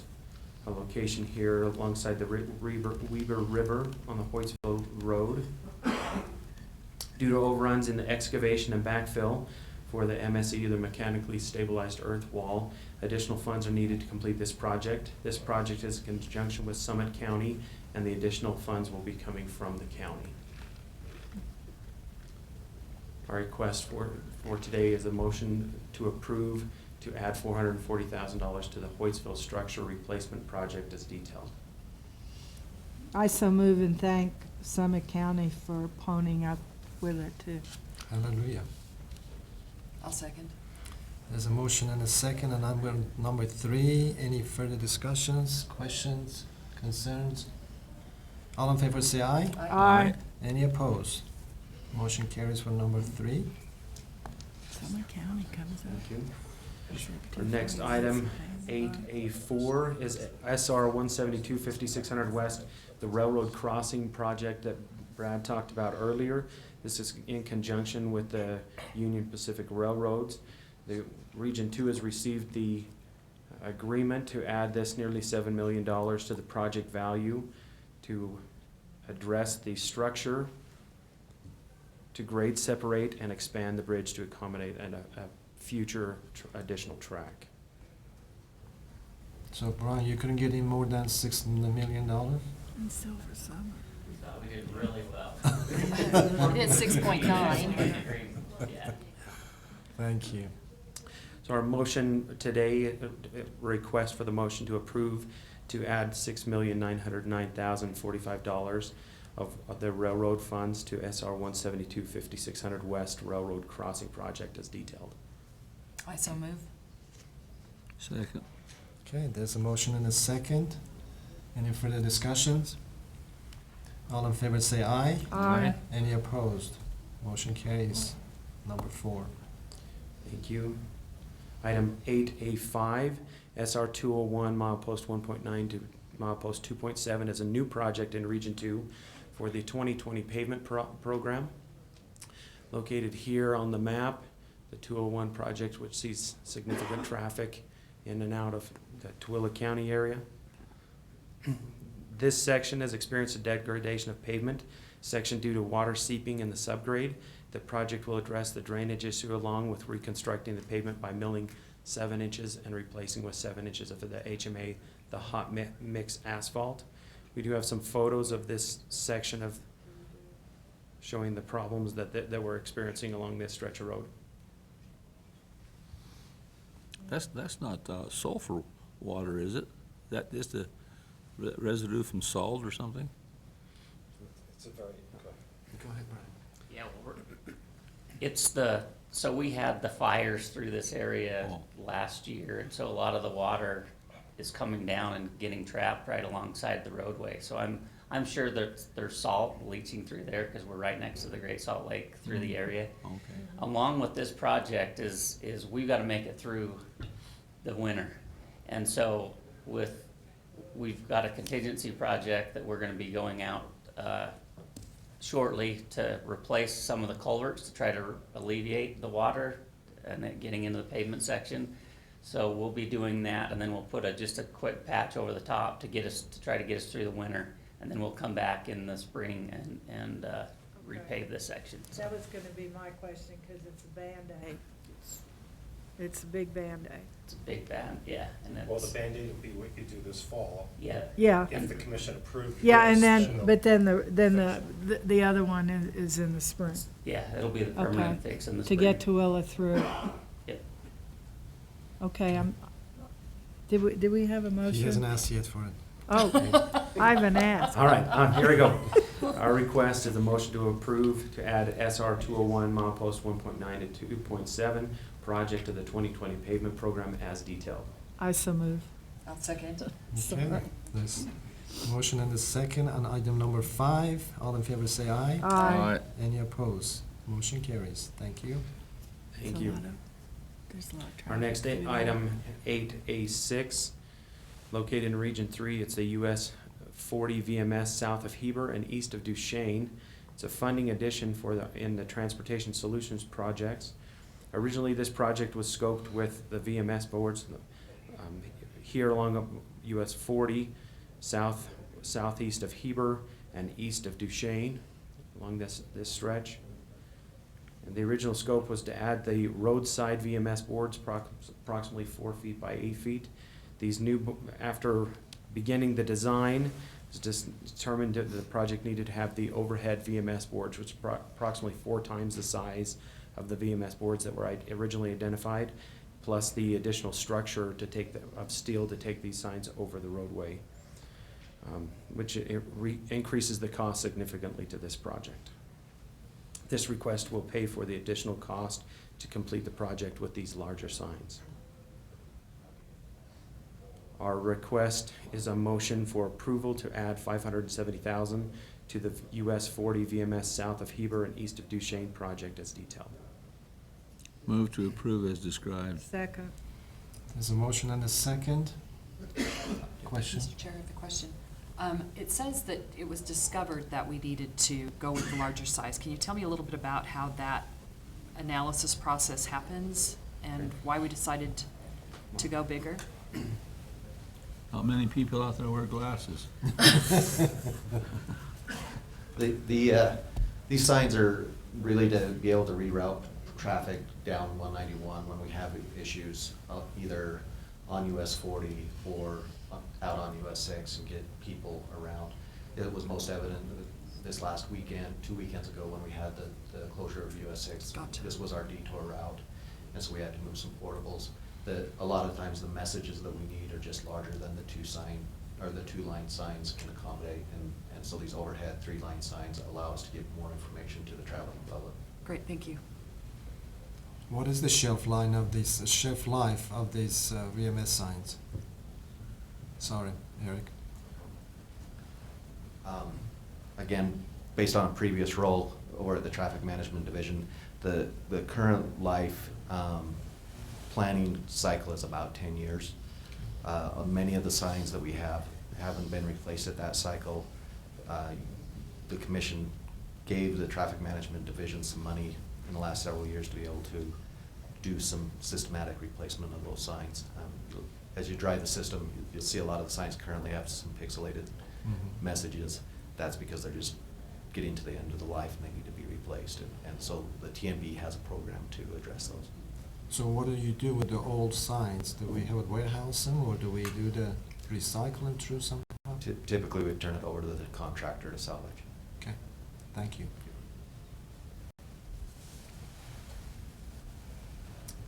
So we have a motion and a second. All in favor say aye. Aye. Any opposed? Number 6 is approved. Thank you. Thank you. Next item, 8A7 is a Region 3 sign upgrade. This is a new project for the region, funded out of their Transportation Solutions program. They would like to do that. They would like to focus on some corridors. Interstate 15, Highway Route 6, 40, 89, 189, and 191. And during the course of this next year, the 2020 STIP year, they will be able to replace and or upgrade substandard signs at the various locations throughout the region. This fund will help them replace some signs that have already been identified, as well as signs that will be identified through this next year for replacement. That is going to include the sign that we gave the Commissioner Lou Kramer. I was gonna say, we need Lou for this motion. Yeah. Okay. Our request then for this project is approval to add the Region 3 sign upgrade and replacement project to the FY 2019-2024 STIP as detailed. I move to approve. Second. Go ahead, Dan. There's a motion and a second. Any further discussions, questions? Mm-mm. All in favor say aye. Aye. Any Aye. opposed? Motion carries. Number 7 is approved. Thank you. Next item, 8A8, is the SR 162 and SR 262 Safety and Energy Corridor Project. This is the grant projects that's been referenced yesterday and today. You'll notice from our description, we'll be adding a new project, PIN 17894, which is the Safety and Energy Corridor Project. And below it, you'll see the 3 pins that we'd like to combine with. And these 3 pins are already within the boundary, the scope of the boundary of this project, but we'll take the funding from these 3 pins and consolidate into that top pin, as well as adding the almost $48 million from the grant into this project, giving us a total project value then of just shy of $73 million. Could we ask Rick Torgerson come forward and explain a little bit further about those projects? To explain what? Those items that you have, how you're going to proceed? Okay, so the grant certainly approved in June from the Federal Lands Grant Program, and so this will take those pavement preservation projects that we already had programmed on 162 and 262 and combine them with that federal grant, and we'll combine them all into one project for nearly $72 million, $73 million. Are you going to do any swapping money for the federal and state? We will have to do some swapping to get the state money, get this as state money for the match. That was part of the grant process, so yeah, we'll do some cash flow and some swapping of the funding available if approved today with those 3 different programs. So those 3 programs are coming from our state low volume program, our high volume program, and our reconstruction pavement program, so all pavement preservation program. projects. Which they were waiting for a long, long time, right? The project has been on the books. Our EIS was approved in 2005 for the Montezuma Creek to Anna section, so just one little piece of that section, about a 10-mile stretch, is the EIS and the ROD has been approved since 2005. So we've been waiting on quite a while to actually reconstruct that section of roadway. Wonderful. This is a big deal. What's the total number of miles? About 32 miles on 162 and 22 miles on 262, so 54 miles. Good deal. So quite a bit of this roadway would just be an overlay, but there is a section from Montezuma Creek to Aneth, there'll be a reconstruction with a new mechanical bridge, realignment of several sections of that roadway, widening of the roadway, some walls, some culverts. It's a full rehab from what that EIS was approved in 2005. Thank you, Rick. That's great. Thank you. I think he did a better job than the words that I had included in the justification. There are, our request then for today is a motion to approve to add the SR 162 and 262 Safety and Energy Corridor project to the FY 2019-2024 STIP as detailed. I move to approve. Second. There's a motion and a second on item 8. Any further discussion, questions? No, it's a very good Yeah. program, project, and partnership. Kudos on the grant. Christmas in August, right? All in favor say aye. Aye. Any opposed? Motion carries for number 8. Thank you. Motion 8A9 is the US 191 North Moab to Colorado River Bridge. It's additional funding for the Transportation Investment Fund of $5.5 million. Looking at the location on the map here, just north of Moab, along Moab Main Street, US 191. The additional funds are needed to cover higher individual unit prices used in the estimate over those found in the bidding environment of Grand County. Additionally, 2 retaining walls are needed to allow the sidewalk on the west side of the roadway to be constructed without impacting the wetlands and additional properties. A pedestrian at-grade crossing sign, or the Hawk system, is also added to the project scope. Funds are needed for the increased cost estimates of the right-of-way acquisitions as well on this project. Request today is a motion for approval to add the $5.5 million to the US 191 North Moab to Colorado River Bridge project as detailed. Mr. Chairman, I move to approve this project. When we were down there looking at it a while back, that this is really necessary. That visitors that come into that community, that roadway out there's got pedestrians and bikes. Yes. No sidewalk. It's a good project. I'll second. Okay, there's a motion and a second. One question, it's just all our money, not Moab's at all? It's additional transportation investment fund. This project is funded out of the transportation investment fund right now. And we'll be increasing the fund. Have they ever offered to put up any money in a partnership? Not in this one. Yeah, they are partnering on the drainage that we Okay. had talked about for the last 10 years with Yes. them. So yeah, they are bringing in, I think, over $2 million in the drainage portion of it, as well as some beautification components to the project as well. Okay, thank you. It's a good question. So we have a motion and a second. All in favor say aye. Aye. Any opposed? Did I have your vote, Megan? Yes, Okay. excuse me, That's okay. yes. Okay, all in favor. Thank you.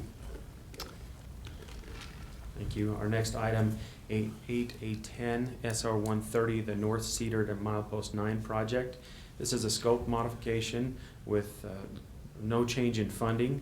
As we started design work on this project, it was determined that the original scope of a 5-lane section of the North Cedar, from the North Cedar interchange to the Mid-Valley Road, was underfunded for that scope. So the region conducted a traffic analysis, and they've identified some traffic options that will help answer this section and modify it within the funding that's already been identified and set aside for this project.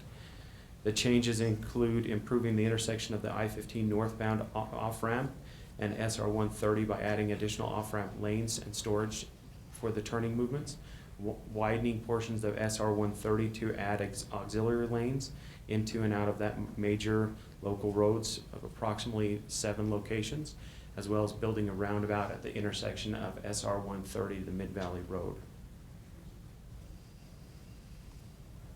Our request for today is to approve to modify the scope of the SR 130 North Cedar to Milepost 9 project as detailed. I move to approve. Second.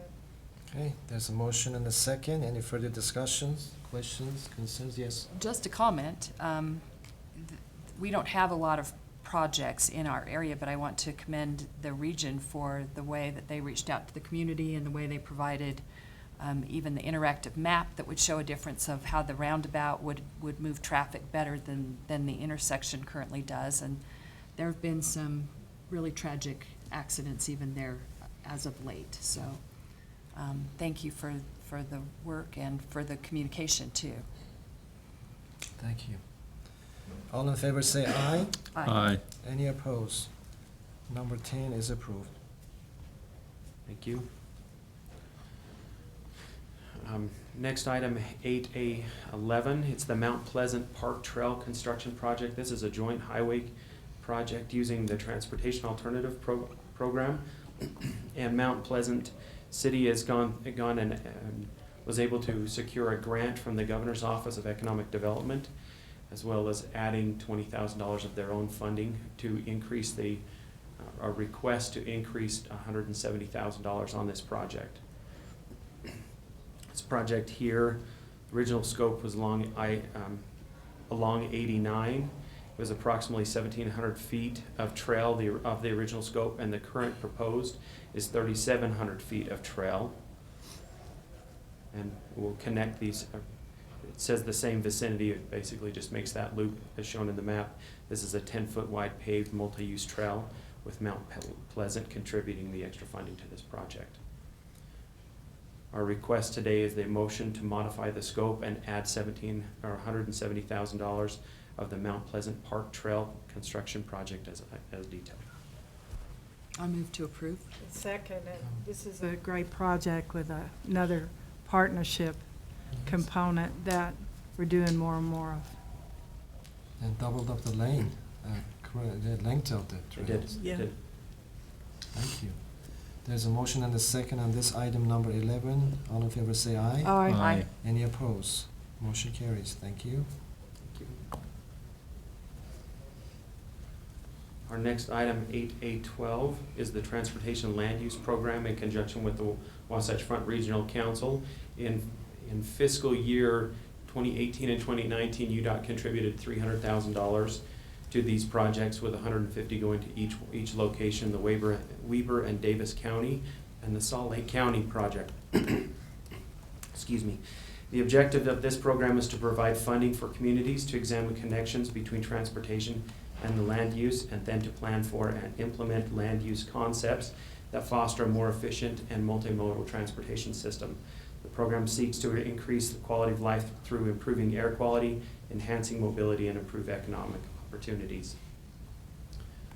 Our request today is the motion to approve the $300,000 to the transportation land use projects as detailed.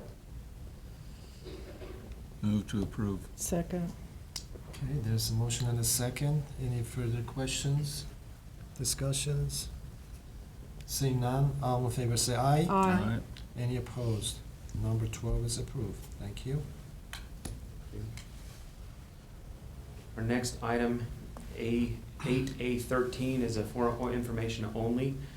This is to inform the commission of a new transportation investment fund project, $250,000. It is the rail access through I-80 in western Salt Lake County project. Located on the map here. The scope of this work,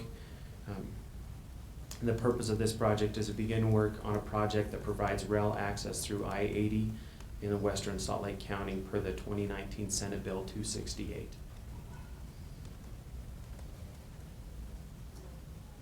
There's no motion needed on this one. That was an informational item. Our last. Is there any questions? Any question? No. Thank you.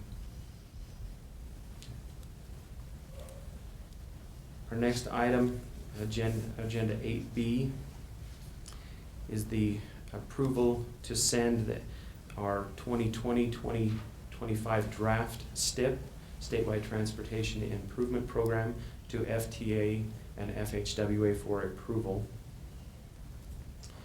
In the June commission, the approval was given to publish the draft STIP for comment with the MPOs. That was published. And we have, we've received the comments and combined them with all the MPOs.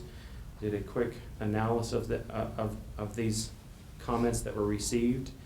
UDOT received 10 comments on our web. 6 of these comments were directed to the 820 to 800 North I-15 access in Provo. Yeah. Region 3 has commented, and at this point, no decisions have been made on those. Because of the continued, this is the response that was prepared for them. Dixie MPO received 1 comment of the 1450 South. Apologize for my typo there. The South Extension Project. The comment expressed concern the proposed widening would have the negative impact and concern on safety in the area with the increased traffic. WFRC reported that they received 41 comments. Several comments were made to increase or improve specific transit service and operations. Suggestions were given about the design of a few specific highway and transit projects. There were several requests for bike lanes and paths to be included in funded project or as new independent projects. A few commented, asked that more funding be spent on bicycle and transit improvements instead of road widening and new construction. Comments were made in favor of several specific highway and transit projects. The double tracking of Front Runner was also requested by several individuals. 25 of their comments received on their map. 9 comments received that were not attributed to current projects. 6 comments collected at their open houses held at Ogden and in Salt Lake City at the intermodal hubs of UTA, and 1 comment was received via email. Cash and MAG MPOs reported that they did not receive any comments. So Andrew, I have a question. How do you respond to these comments? You just directly take initiative to call them directly, or you gather together and answer all at the same time? Thank you, Mr. Chair. I'll answer that, and Wayne Banning with our staff is here, and he can supplement as appropriate. We review every one of the comments that's received, prepare a summary of them, and provide all of the comments as well as the summary to the members of our Transcom committee, which Commissioner McConkey has served on, as well as to our council. We take all the comments and we share them also with the relevant agencies, so all of them with the UDOT staff, as well as with UTA if there's a project that's relevant to transit. We provide a response, a written response to every comment that we receive, and provide those back to the commenters. As you note, some of the comments that come in are actually relevant to specific projects. As such, those comments can be considered by the UDOT team and the construction folks as the project goes through the engineering and construction process, and in fact can help affect the ultimate design and implementation of that project. Some of the comments don't relate to any specific project. They're more general about the balance of road and transit and active transportation investments. So those then can help inform the broader planning and funding allocations that we consider through WFRC. Okay, thank you. Hey, Andrew. Yes, sir. I understand that UTA has finally hired a new CEO that starts on Monday. Can you tell us about her? I can tell you a little bit about her. That's correct. The Board of Trustees of the Utah Transit Authority has hired Carolyn Gonut as the new executive director of the Utah Transit Authority. Carolyn comes from the Santa Clara Transit Authority. I'm not sure if I have the exact name exactly right, but from Santa Clara. She has a depth of experience in transportation planning, project oversight in road and in transit. So she's a real transportation professional. She's coming out here and starting in the very near future. And we're excited to, all of us are excited to begin working with her and just continue that collaboration that Utah's transportation agencies are so well known for. And this is because of Senate Bill 136. Senate Bill 136 did in fact make modifications, as you note. UTA has had a general manager or an executive director, all along, and they've done terrific work, and now bringing Carolyn in, I think is going to help them continue to move forward and doing great work on transit for our communities. Thanks, Andrew. You bet. Thank you. Santa Clara. Two things I'd like to note before we request a motion. Andrew did touch base on one item, and that is, while the STIP comment period showed that we did have some public involvement, I think it would be amiss of me not to point out that most of the public comments that are actually received when a project's identified, and as the UDOT project management team and that project team starts interacting with the public, there's a lot of comments that get made. Those comments do in fact adjust the project as it's scoped. If there's major scope modifications, we'll come back to the Transportation Commission. But so much of that comment comes through at a project level that we do not capture in our official STIP comment period. And so we would love to start the ability to develop that so you can see how much involvement really happens. And as you've noted on several of these projects, that does, just we don't capture it so we can see the volume of it. Sure. Don't want that to happen right now. The other thing that I wanted to note, I'm jumping off script real quick, I'm going to jump to the UDOT homepage here under the Transportation Commission section that we continue to point to. Up here at the public comment section, this link stays active while we have an official STIP public comments period, which is basically the month of July. This public comment section remains year-round, so we're continually collecting through our website here. Also under the helpful link is this STIP public comments and responses. This is all of the comments and the responses that we received during that public comment period. So again, as we receive our public comments, we will continue to add to this as we go. But again, we want to highlight that the public comment option on our website is always open and available to receive those comments from the public. Thank you. Mm-hmm. With those notes, our request is a motion for approval to send the draft FY 2020-2025 STIP to FTA and FHWA for approval. I so move. Second. So there's a motion and a second on item number 8B. All in favor say aye. Aye. Any opposed? Motion carries. Thank you.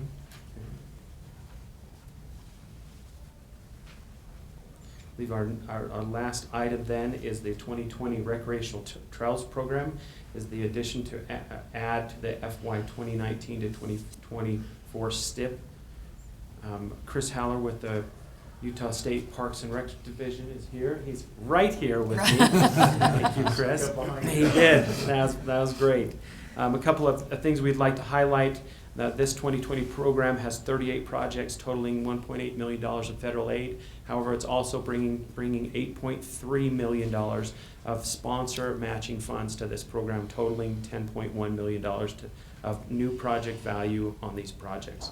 These projects are selected and administrated through with Chris and his team through the State Parks and Recs Division. And our list was received at our last commission. Our request for this is a motion to approve to add the 2020 Recreational Trails Program to the FY 2019-2024 STIP as detailed. Move to approve, Mr. Chairman. Second. There's a motion to approve and a second. Any further questions from Chris once he's here so he can answer one or two questions? I got a question for Chris. Okay.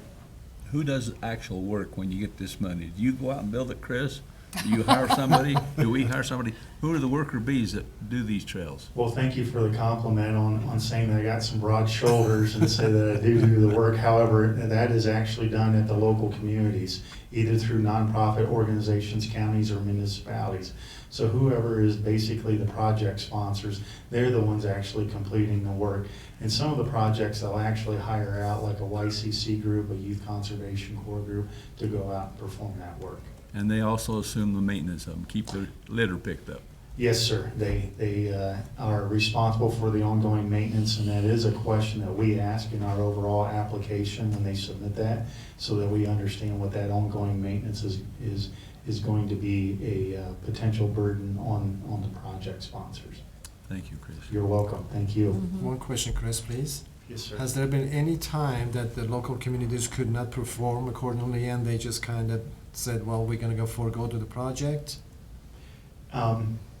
Actually, we just had one that came about recently, and I'd rather leave that particular municipality anonymous because they will be applying for FY20. They had some internal irreconcilable differences, which tells me they didn't communicate. And so that project was kicked back with the understanding and encouragement that they seek adjusting their irreconcilable differences for the future for FY20. Okay, thank you. That is the only one that I'm aware of in the last 10 years. Thank you. Thank you.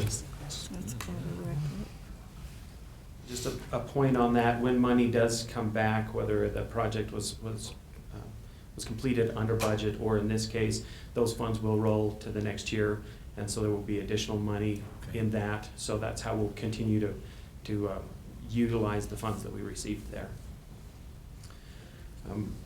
Being said, our request today is a motion, and we request approval to add the 2020 Rec Trails program to the FY 2019-2024 STIP as detailed.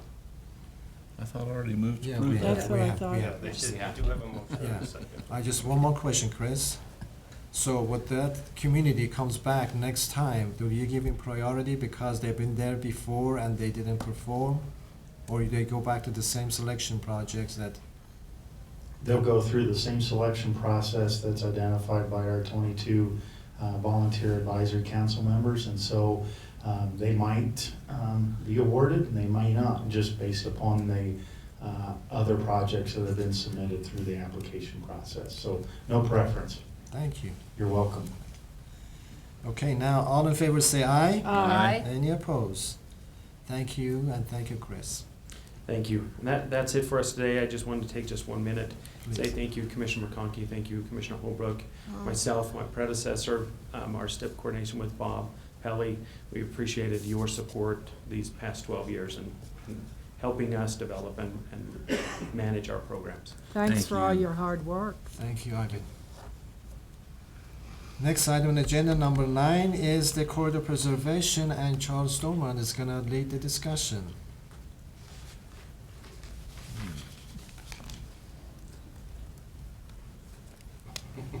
Not enough room for all my computer.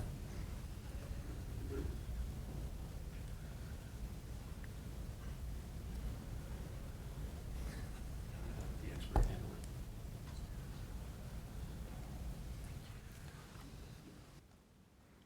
Good morning, Commissioners. As is our usual custom, we'll start with the status of the Corridor Preservation Fund. You will notice we have a balance forward of just under $30.2 million. There is still pending reimbursement from Highway 89 and West Davis Corridor, approximately $7 million. This is a little bit of a year-end hold up in getting that formally moved over, but I believe that will be completed in the very near future. We show a sale of surplus land. I've asked the comptroller's office to double check that. I think that might actually be due and owing to the region. I think that got transferred over to a project, so I've just asked him to double check that. So that $50,000 line could change in our next presentation. You'll note revenue of approximately $1.5 million. That may seem very high, but you'll recall we did not have a meeting in July, so this is a 2-month report, which puts it closer to what we normally see month to month. a little over 1.1 from motor vehicle rental tax, rental revenue and interest. Before I jump into the property purchases that have been completed, I did want to highlight we had a little bit higher than normal property management expenses. That's largely a function of, again, year-end catching up on invoices that come in. Want to make sure they get in the proper fiscal year. Summer maintenance is a little bit higher. We've got more lawns to mow during the summer, so we do have a little bit higher expenses during the summer.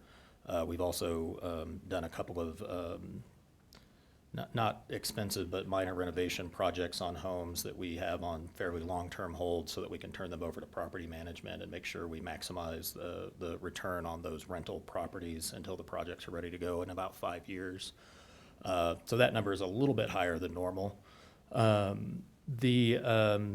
I think really interesting is we've had almost $26 million in acquisitions close since we last met. Diane McGuire has been working very, very hard, as we know she always does. Of particular note, the acquisition from the Collins brothers for the future Mountain View Corridor extension in Utah County has closed. That was a $20 million transaction. That was, again, Diane McGuire is nothing short of a miracle worker when it comes to this work. And she deserves a lot of credit for doing some really impressive things over the last few months to preserve corridors for the department.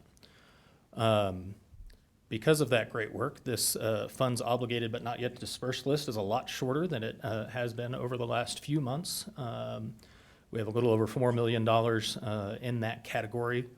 When you factor everything together, that would leave a fund balance of just under 8.8 million.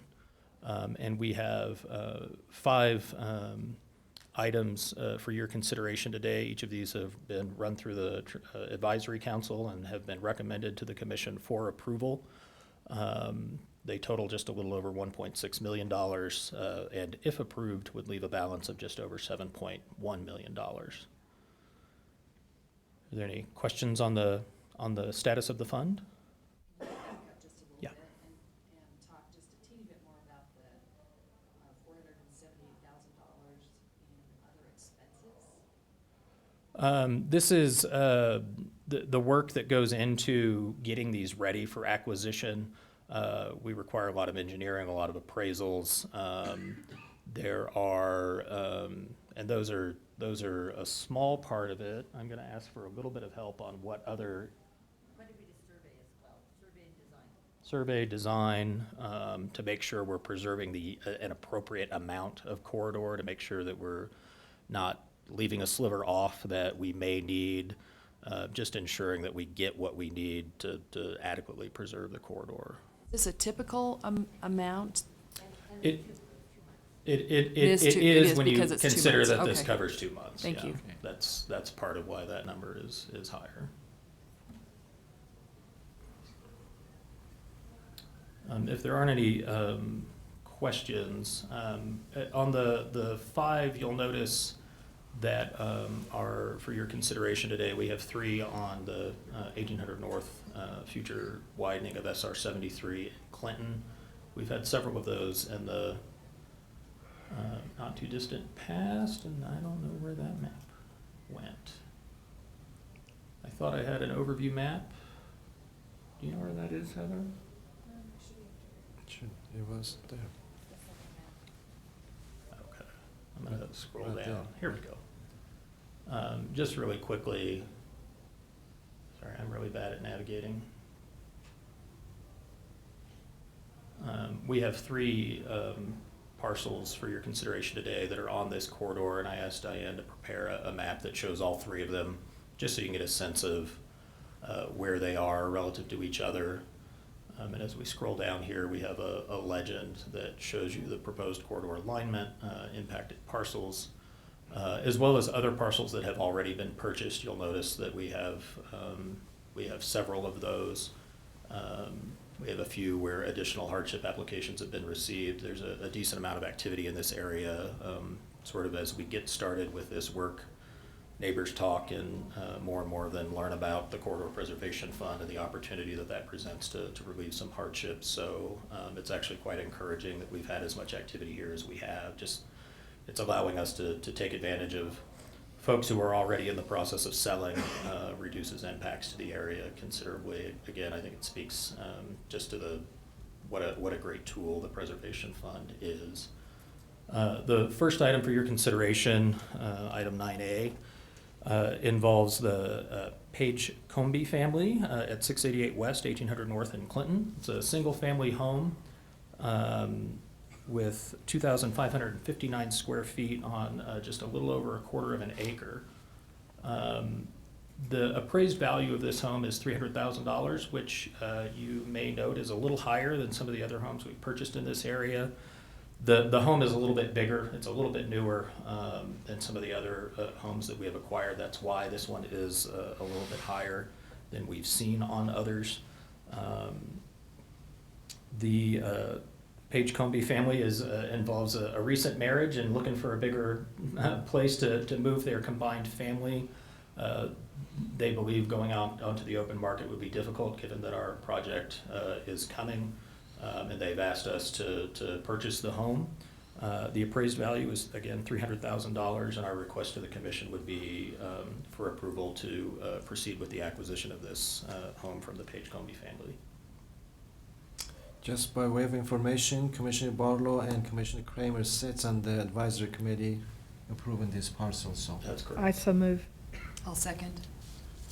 There's a motion and a second on item number A, Comey Page Family Parcel. All in favor say aye. Aye. Any opposed? Motion carries. Thank you. So now this property be purchased right away? Diane actually has an appointment scheduled with the Page Comby family this afternoon. They know that it was subject to approval, and she has told them if it's approved, she'll be leaving Snowbird and driving up to Clinton to hopefully get a contract signed and move quickly to closing.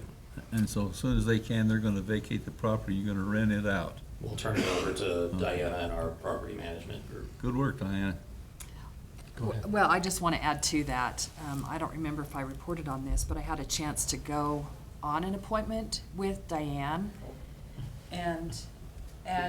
I'm sorry, Diane. Well, I tried to be well behaved, but I mean, everything about the appointment. She knew what to wear. She had her cowboy boots on. She talked about cows and the land, and it was really a remarkable experience. And the way that this department cares about the people who are leaving their homes regardless of the purpose. So I just really applaud the work that's being done here. I often. It was great. I often haven't tell been in a people that snowstorm being the yet. director of the right-of-way group is really a wonderful job because I get to take credit for the great work of people like Diane all the time. She really is a miracle worker. Item 9B involves the Kirkman family, a few doors down at 584 West, 1800 North in Clinton. This is a more modest home at 824 square feet, also on a quarter of an acre. The appraised value of this home is $173,000, and our request to the commission would be to proceed with the acquisition of this home at the appraised value. Could you just restate the square feet? It is 824 square feet. Okay. It's much smaller than Okay. the Page Comby home we were just Okay. looking at. That's tiny. Move to approve. Is that what you're looking for? Yes. Yes, Commissioner. Okay. I'll second. There's a motion and a second, item number B, Kirkman family. All in favor say aye. Aye. Any opposed? Motion carries. Thank you. The third parcel we have on the 1800 North project is owned by the Holt family, another single-family home at 402 West, 1800 North. This property is 1,310 square feet of living area, again on approximately a quarter of an acre. The appraised value on this is $203,000, and our request to the commission would be to proceed with the acquisition of this parcel at the appraised value of $203,000. I so move. Second. Motion and a second. Any further discussion? Otherwise, all in favor say aye. Aye. Any opposed? Motion carries. Thank you. And I don't know which order Diane will be doing this in, but she also has an appointment with the Holtz this afternoon. All have houses under contract, so we're all in a hurry. Gotcha. Moving to a different project with item 9D, the Bradshaw family has a home that is in the alignment of the future expansion and interchange in Farmington at Shepherd Lane. Their home sits at 1251 North, 1500 West in Farmington. I'm going to scroll to the second map. This is the current state of affairs of their home, and as we scroll up, I'm going to see if I can zoom in just a little bit for you. You can see that their home is, that didn't work.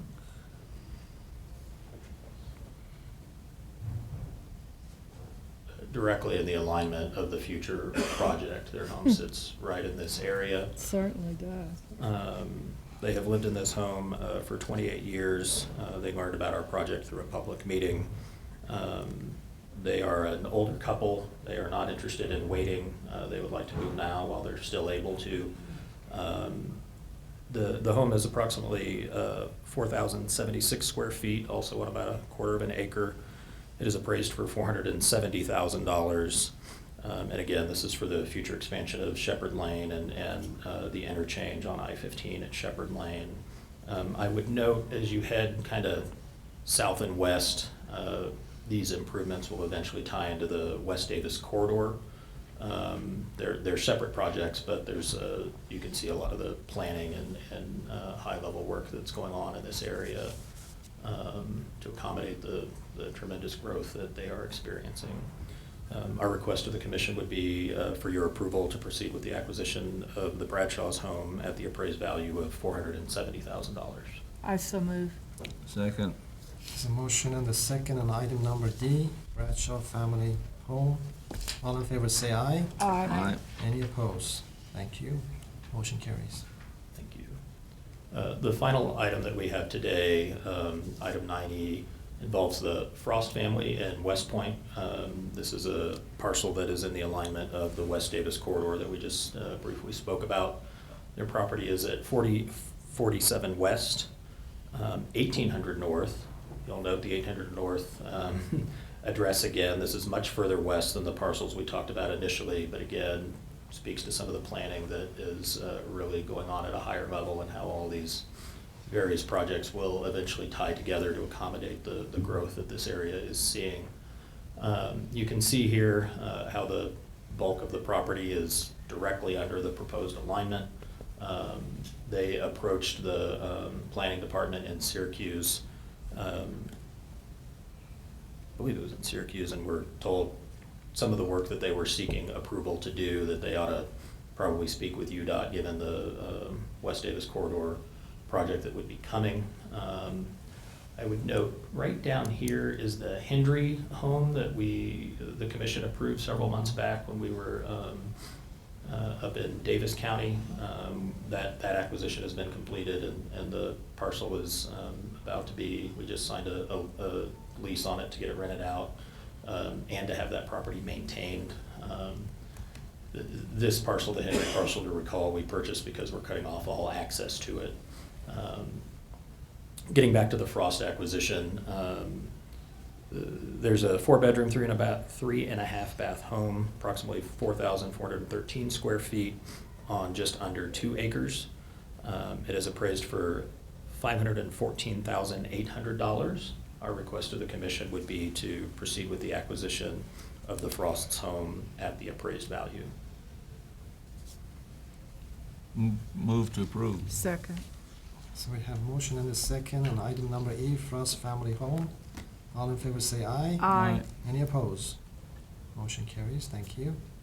Thank And you, just Charles. to reiterate what Ivan had to say, I have really enjoyed working with Commissioners McConkey and Holbrook in my little bit of time here. I had the pleasure of working with Commissioner McConkey in a former life at UTA. I will miss you both tremendously, and I look forward to seeing you guys out in the community. We had a Thank lot of you. fun, didn't we? Thank you, Charles. It's Thanks, not John. usually a word you say with UTI. Okay, I think Ben is coming back to talk about the UTC administrative rule. Good morning again, Commissioners, Mr. Chair. Thank you. Let's see if I can find it. This one. Nope. It was that one, just the with the top.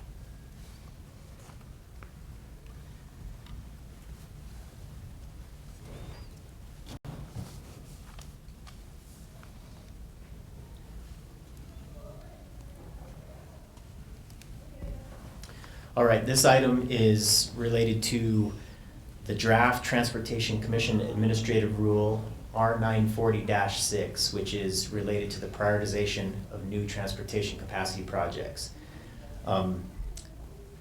This is related to what we've been talking about the last few months with our prioritization process and all the work that everybody's been doing. And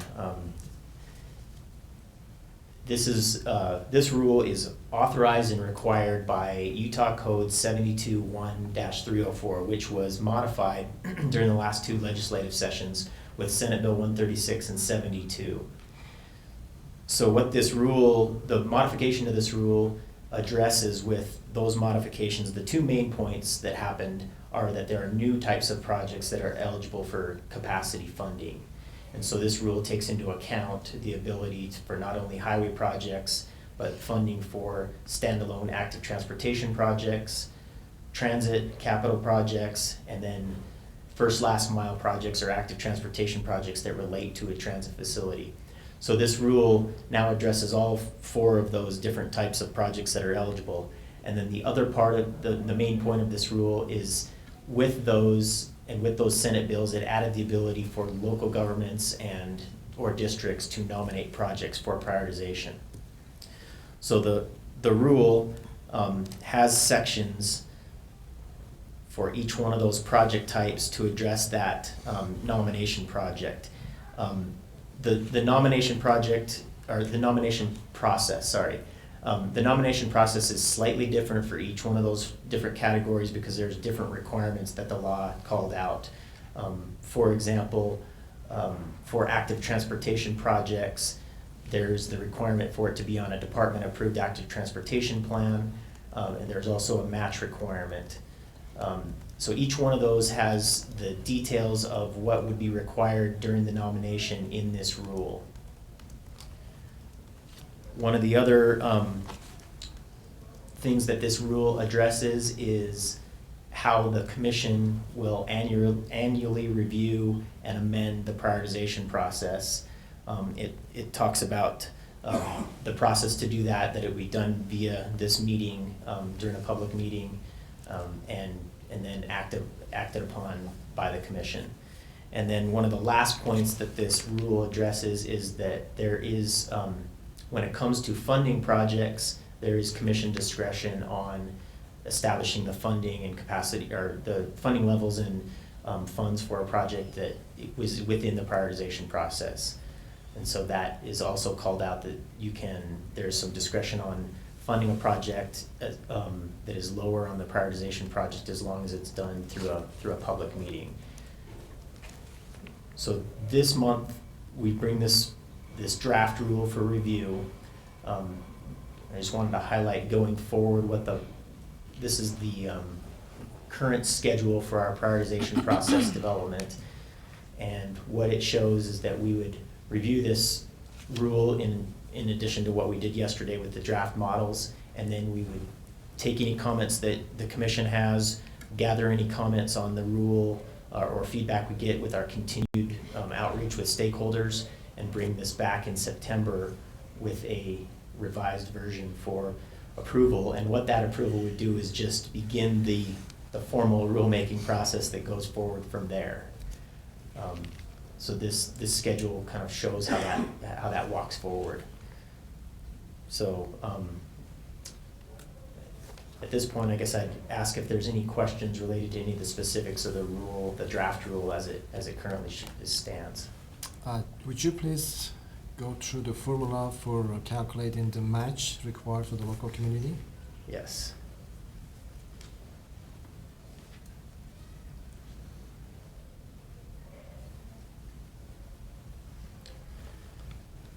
So with those additional eligible project types, there is a match requirement that was specified by the law, and we did put some of the details of how that match is calculated here in the rule and tried to include an example of how that is calculated. I know that that has been a question in the past of how that works, so we did our best in this rule to show how that 40% match is calculated and also give an example. So that's shown in each one of the nomination process sections. Like, for example, right here in D, it talks about how that 40% match is calculated. There also is provisions in the law to allow for in-kind matches. So that would be just valued based on things like design or right-of-way that is eligible for an in-kind match. So if we do have questions throughout between now and next time we meet, do we just direct those right to you? That would be, yes. Okay. That would be perfect. Okay, And thanks. we'll do our best to bring it back and show any other comments that we got from other stakeholders and show what those were at our next time we get together. Great, thanks. Yep. Okay, thank you, Ben. Thank you. Okay, item number 11, I think Danny Page is the one who's going to be talking about administrative rule review. Okay. Well, good morning, Commissioners. Good morning. Good morning. I greatly appreciate the opportunity. This is a new administrative rule. It really deals with the department's ability to address procurement rules. And so I just kind of want to go through a couple of the highlights of the rule and then address some of the background that we have as far as why the rule came to be. So, as you know, the Department of Transportation is very different in the types of goods and services and materials and products that we procure, at least as far as different state agencies go. We're very different than other state agencies. And so we definitely need the right and the ability to make procurement rules which give us the flexibility we need to make sure that we're providing those goods and services and addressing the needs of the department, along with the transportation need. So one thing I want to read bullet number 2 because that's one of the main highlights, and that really sets the authority apart for us to be able to make this rule. And that is the department is authorized to purchase all equipment, services, and supplies necessary to achieve the department's functions, powers, rights, and responsibilities delegated under state code section 21-1-201. So that basically tells us that we have the right to go ahead and make these changes and updates, if you will, to the administrative rule, again, to serve the purpose of the department. I do want to scroll down. Right now, one thing that we currently follow is R33. Let me jump back up here. Rule R33, which is a very general rule that was developed by the Division of Purchasing and General Services. Now, one thing that guideline, again, what we talked about is the department is so different than other state agencies that we need a lot of flexibility, and we also need some opportunities to do things differently because of the goods and services that we procure. And so this rule addresses how we're going to go out and look at those different circumstances that arise. As we know, we've had a couple situations just recently, just up here with flooding, and we need the opportunity, and that's a perfect case when we talk about situations that arise that are out of control of the department, that we need that flexibility to go out and use our procurement methods to allow us to address those situations. And currently R33, which is a very general guideline, doesn't give us everything that we need, which is why we're drafting this new administrative rule. Scroll down here. One thing that's extremely important to mention as well is we talked about, or we will talk about the different methods of contracting that we're going to use, and we do need those multiple methods of contracting based again on all those different scenarios that we have. We have a lot of different scenarios that pop up from time to time. They're out of control of the department. Like we talked about the flooding, there's other situations that arise as well. And it's anything that comes into being as far as it endangers our public health, welfare, or safety of the transportation, or the users thereof. We just need that flexibility to be able to make sure that we can address those situations appropriately and timely. I would like to jump down into the rule and just maybe focus on a few main points of the rule and go over those different types of procurement methods that we now have in place, that we hope to get in place. So again, I just really want to highlight this section right there, R907-33-1-2, which again, that establishes the ability for us to go ahead and create these rules, and that's extremely important so that when we're going out and procuring, that our vendors and suppliers understand that we have the ability to make modifications to the rule, which may be a little different than that state code R33. Then I just kind of want to scroll down, excuse me, and talk about the different types of methods that we're going to be looking at. One of which is a multiple award contract. So a multiple award contract, and that's extremely important for us to be able to have, just because of the different nature, again, of the materials that we procure.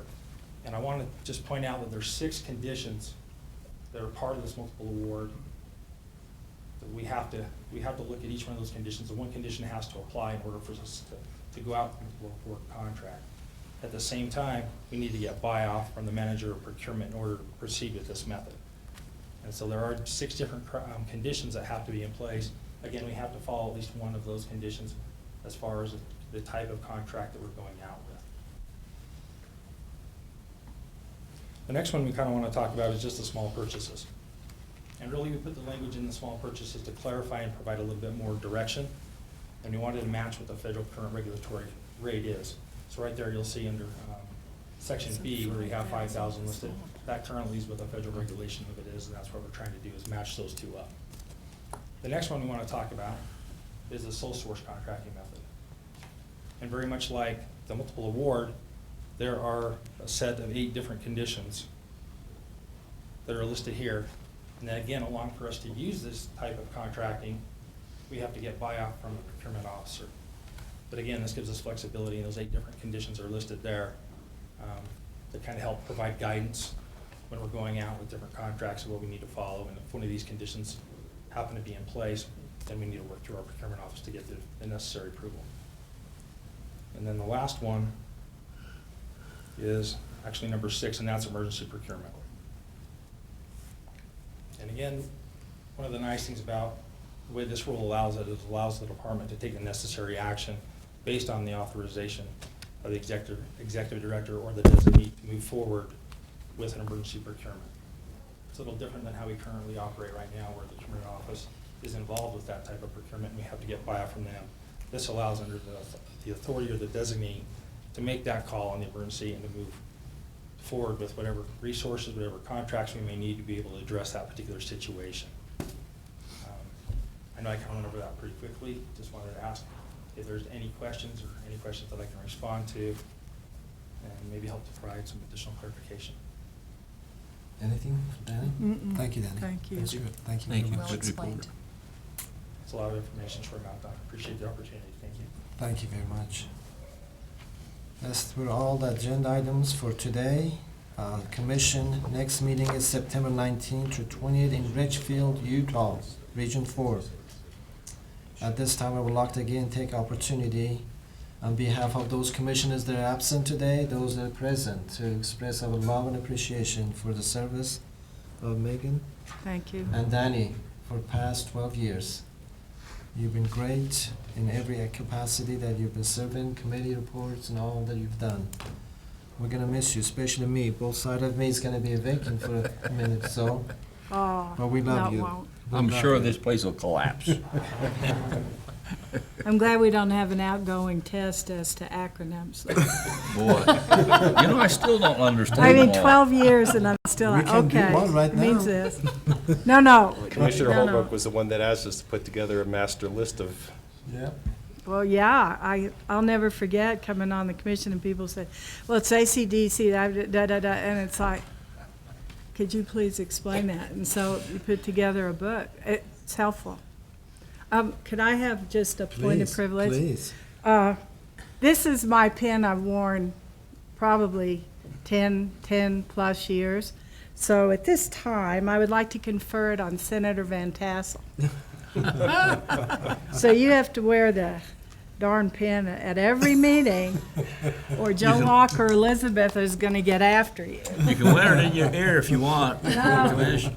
Well, he has the hair. That's for sure. So I'm going to give this to you so you'll vote your conscience. I'm gonna, you mind if I do that to your time? We'll go through. Get a picture. Take that picture.